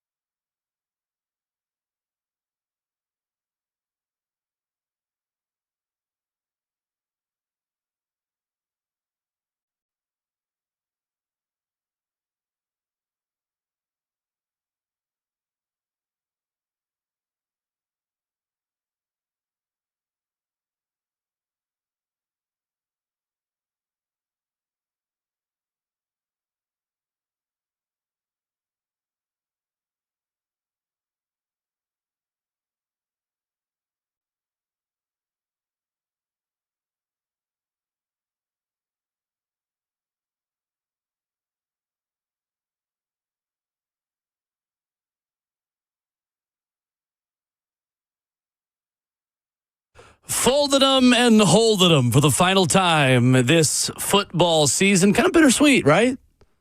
It is. It's been fun. It's It's been very fun. fast. Football season goes quickly. It really do. I always get this way. Usually around the time the Super Bowl halftime show ends, Yeah. and it'll hit me of like, it's the last time I'm going to watch football for a while. Reality hits That you. sucks. Yeah, it does. And nothing like every year in February, March, I'll start watching the side leagues, the AF whoever. That's so AF whoever. disrespectful. The AFW. Coming up this weekend on Fox. But Tune in to FS1 as the Michigan Panthers take on the Memphis Showboats in the AFW. yeah, That's Saturday at 6. Gus Johnson on the call. I try to give it a shot each and every time, and every single time I'm like, I ain't sitting here watching this. No shot. And I think the other part that sucks for those secondary leagues is I think a lot of people need a break from football. Yeah, it's fair. We don't speak about that enough. We love it and want it all the time, but we need that yearning for it by the time late July hits. I imagine the broadcasters who call it are kind of conflicted about that because sometimes I feel like I have nothing to do and I'm like guilty for having free time outside of football season. Screw that. But like that's the other extreme. Yeah, that's true. Learning about a new league and new rosters and new players and new rules. Yep. Challenging. Anyway, we have like 80 ways to slide down a hill to talk about anyway. We do. We got Olympics. We do. I can't wait. Started yesterday. Did it really? Yeah, Opening night? mixed curling yesterday. You weren't locked in? What are we doing? Curling is my favorite Winter Olympic sport. Just Minimum is not a what I'm close doing. second. As high as the minimum is what I'm doing. I can't wait to watch it tonight. Then you give me something to look forward to. But tonight it won't be on. Today it will be on. Today. I think. Oh. I don't think it'll be on prime time. Well, I'll be looking regardless. Well, Milan Cortina. when they They're play, 6 hours ahead of us. the Olympics is usually 24 hours. I'll just go to NBC Sports and watch it. There you go. Peacock. Look at me. I know ball. Okay. Thursday, 3 picks for the must grow Super Bowl. Ramon with Say a 1-game lead on Justin, a 2-game lead on me. So we'll go Ramon first, Justin second. I'll go third. Ramon 37-29. Jayhawk 36-30. I'm 35-31. Let's get a round of applause. We're all guaranteed to be over 500. We're all losers. guaranteed to be over 500. No losers. That's not bad. I was, I think, as low as 5 games below 500 at one point. And I've been hot garbage out here with this. Yeah, you were 1-2 in the conference championship weekend. Justin and I were both 2-1. So did you find your player prop? I did. Let's all start with our player props I was before we thinking get that. to the totals and the point spreads. You don't even have to do point spread and total. You could just do 3 player props if you really wanted to and be different. That's also tricky. That's real betting right there. All of this is real betting, even though for our bosses listening, We don't indulge. in the different football leagues that we represent or the different things we represent, we are not betting real money. Justin, we won't speak for, but Ramon and I are not betting real money. There you go. There's our final disclaimer for the season. all you need. Yourself. Final disclaimer for the season. All right, Ramon, what you got? What's your player prop for the Super Bowl? Just to let you know what my intent is this entire betting spree. Sam Darnold, MVP, plus 115. That's a great pick. Great pick, Ramon. No, you said that like I love this for you. No, you don't. I do too. No, you don't. I do love it for No, you. you do not love this for me. Sam Darnold, MVP. Heck yeah. Okay. Sammy boy, I'm rooting for him on this one. Okay. So you got the best odds, probably. Let's see. Yeah, he does. Plus 115. Drake May is plus 240. Gosh, there's so many things you can bet on this thing. It's ridiculous. Sammy boy. I can't even What find a it. redemption story. It's on the first page of it when you click on NFL, if I'm not mistaken. Super Bowl LX. Yeah. Oh, there you go. Scroll MVP. Sam Look at me Darnold's plus teaching you. 115. You know what? Hush it, as you would say. Drake May plus 240. Jackson Smith and Jigba plus 550. Kenneth Walker is plus 800. The top 4 betters or the top 4 I'm options. here for it. Joshua Dobbs plus 12,000. I'm just saying. Go Vols. Lock it. I did have a buddy last year, by the way. I told the story last year when it happened, but I'm still heartbroken for him. I think he had $10 on Jawan Jennings, Super Bowl MVP. Did he really? Because he had 2 touchdowns He was last year cooking. in the He was Super Bowl. cooking.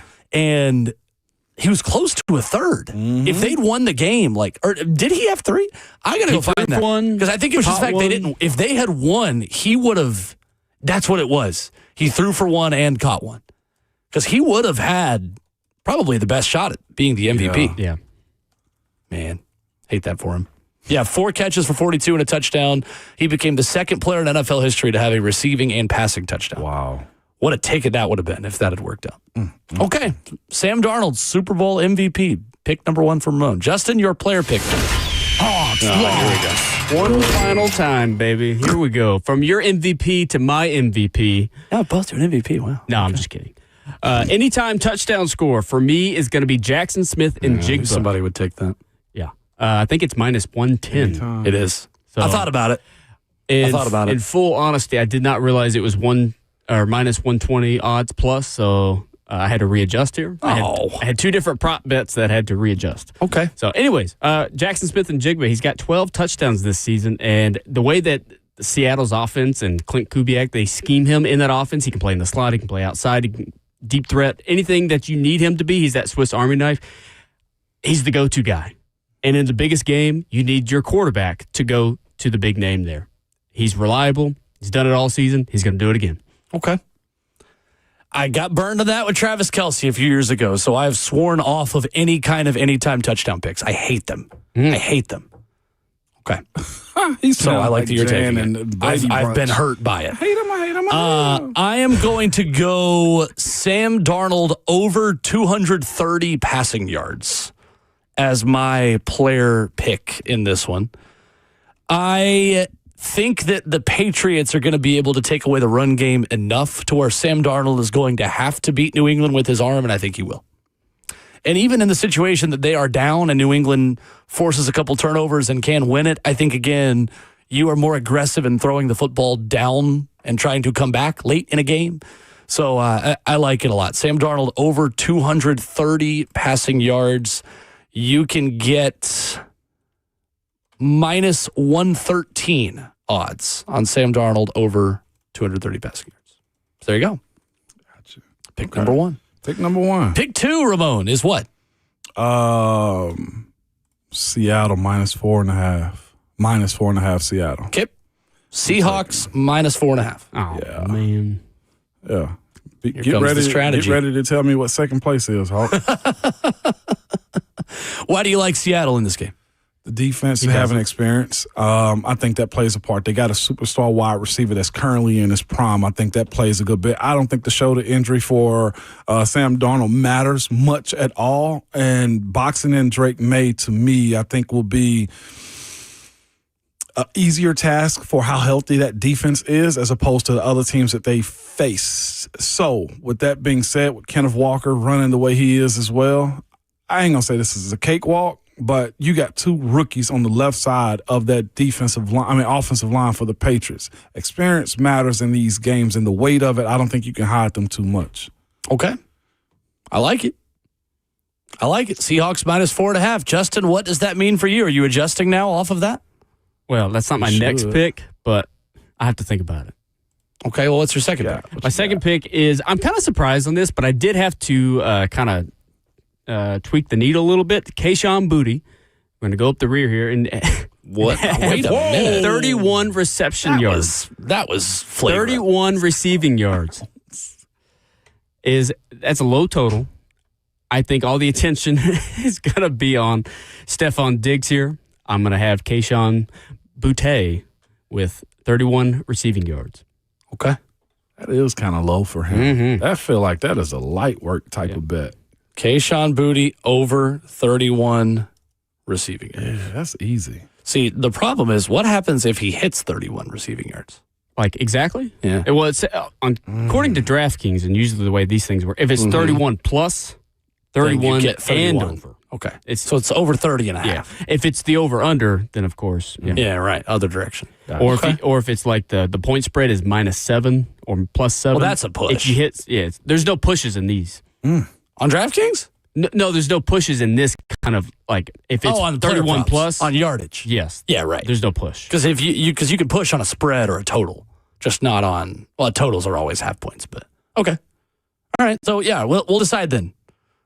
Our rule is if he gets 31 yards, like if Sam Darnold gets 230, we hit. This is 230 plus. Okay. Yeah, exactly. All right. Just making sure. Unless you're doing the over under at 230.5 or whatever. That's not the detail right now. All this for literally we don't even have an award or a punishment for who gets first or last. Seahawks Monday, minus 4.5 for me too. I'm scary confident in Seattle. Scary confident in Seattle. It worries me how good I feel about the Seahawks in this game. I think they are the best team in the league and have been for the better part of 2 months. Mm-hmm. I think that Sam Darnold has overcome his big game yips, for lack of a better term, and I think that defense is historically good.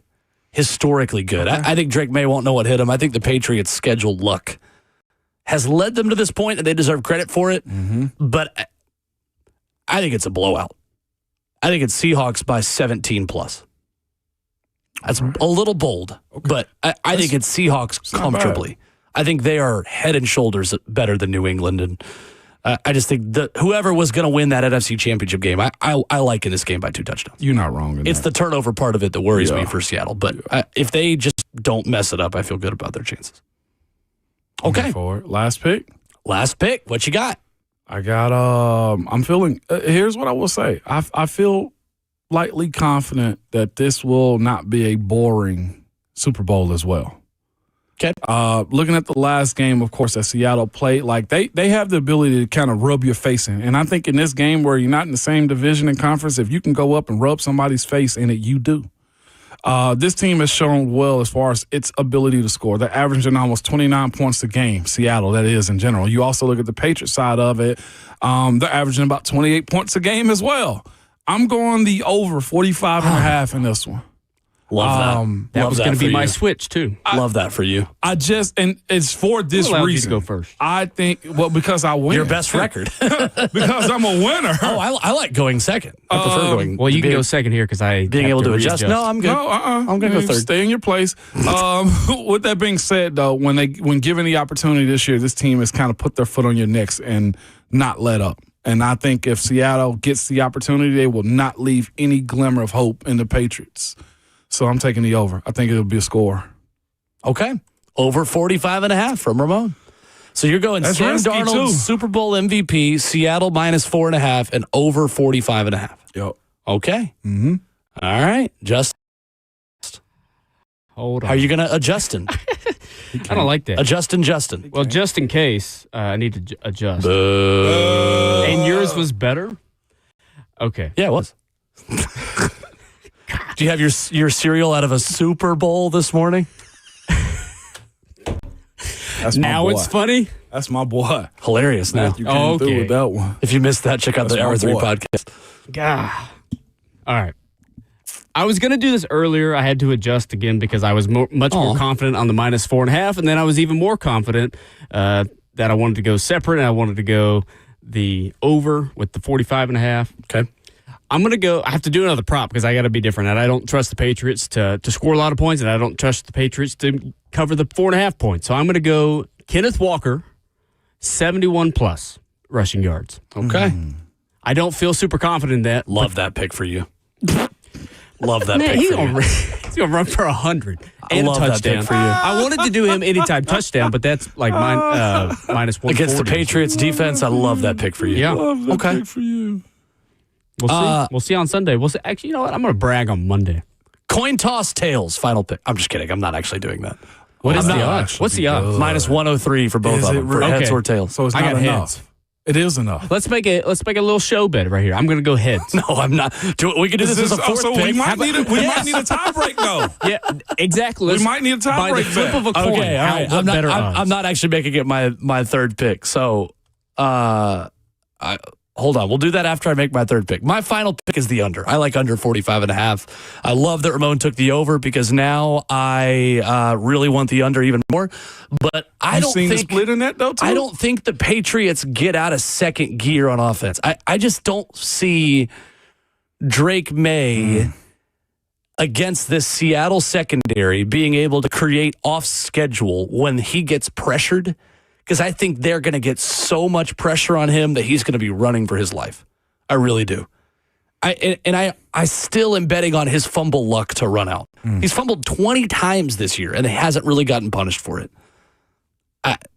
Under 45.5. I think it's a defensive game. I think we're talking something like 24-10 Seahawks final score is what I like in this game. So we're appropriate in our betting, too. I looked it up just to see which one would hit more. I guess since betting has been a part of it legally or they've been tracking it, the over-under has hit 29 and 29 times. Yeah, Of course. Vegas is very good at this. Yeah. All right, heads or tails?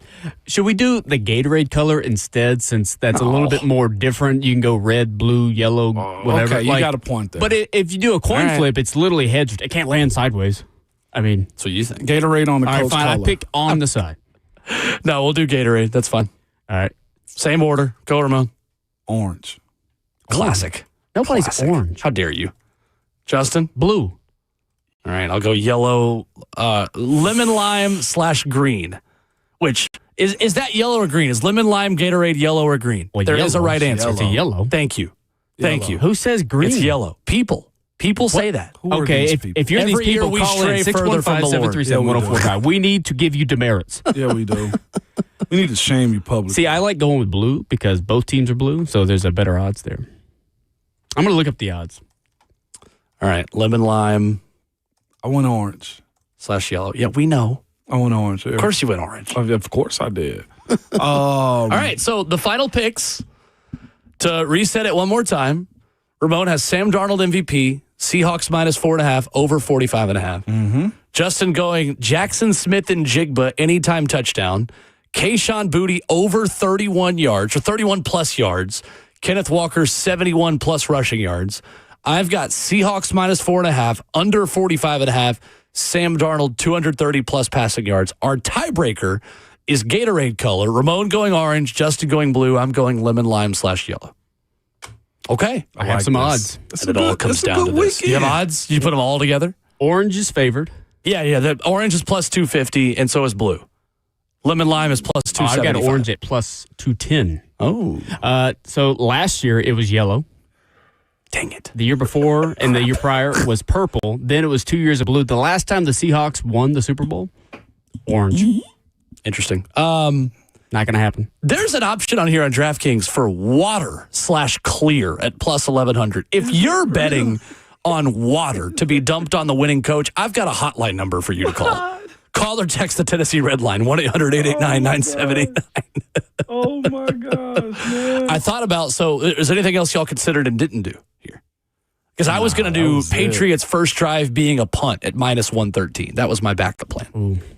No, I didn't read through enough of it to see it. House call Cooper. What is that all about? No, that's an old one. I was going to Cooper do DeSheen is not playing in the Super I Bowl. almost did Stephon Diggs, 46 plus receiving yards. Oh, okay. Wow, they got commercials on here and everything.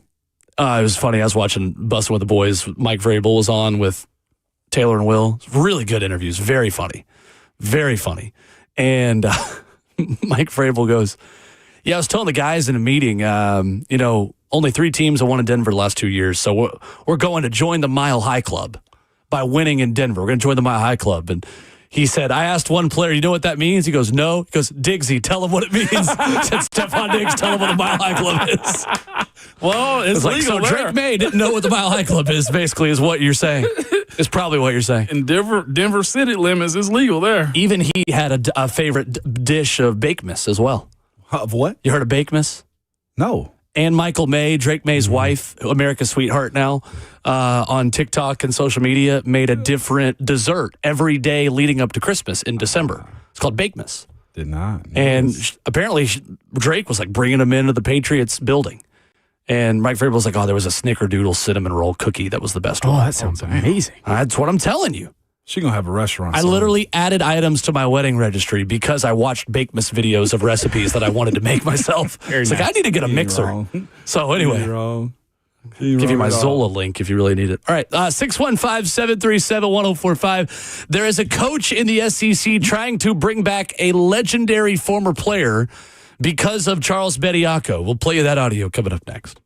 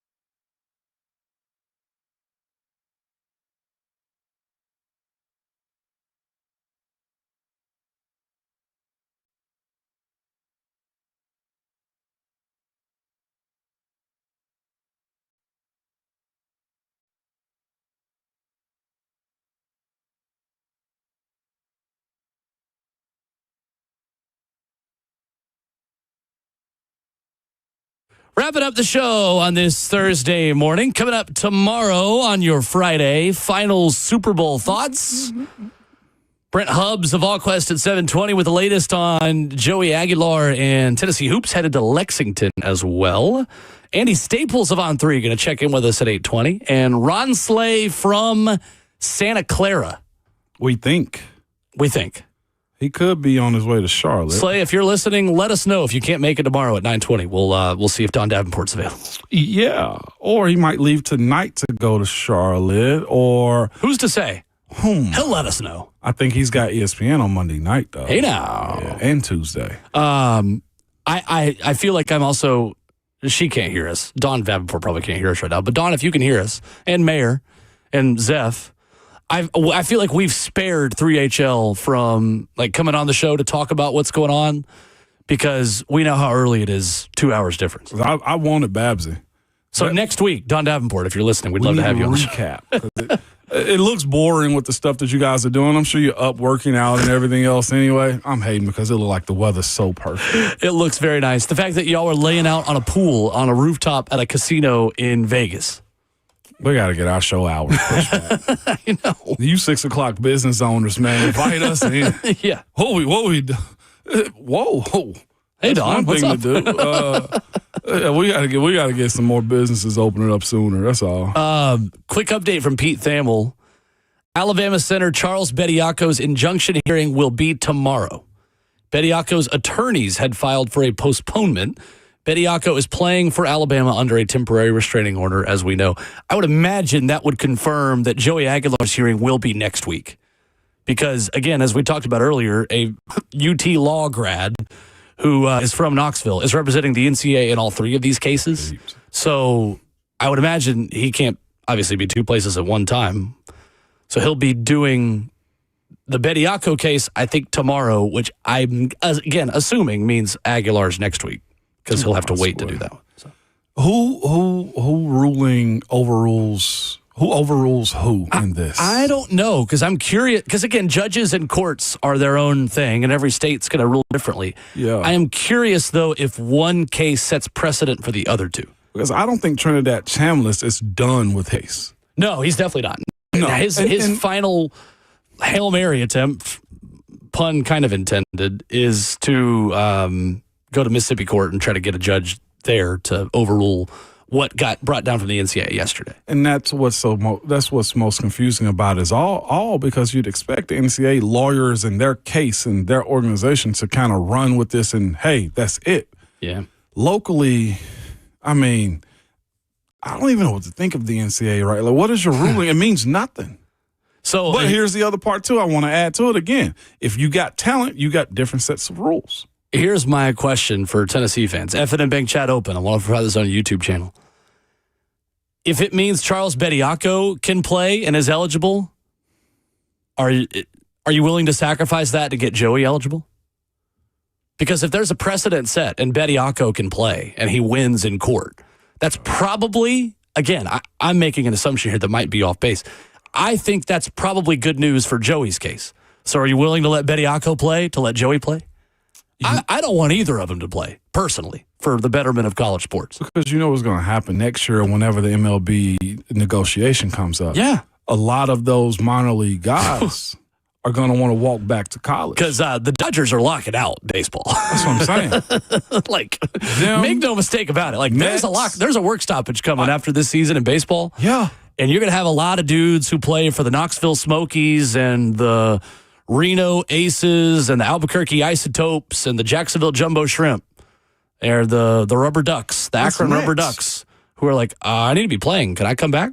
That's next. Bediaco can. Why can't I? Especially if they get locked out. And that's like hundreds of players. Like you're going to have to tell no. Set the precedent. Yeah, I just tough.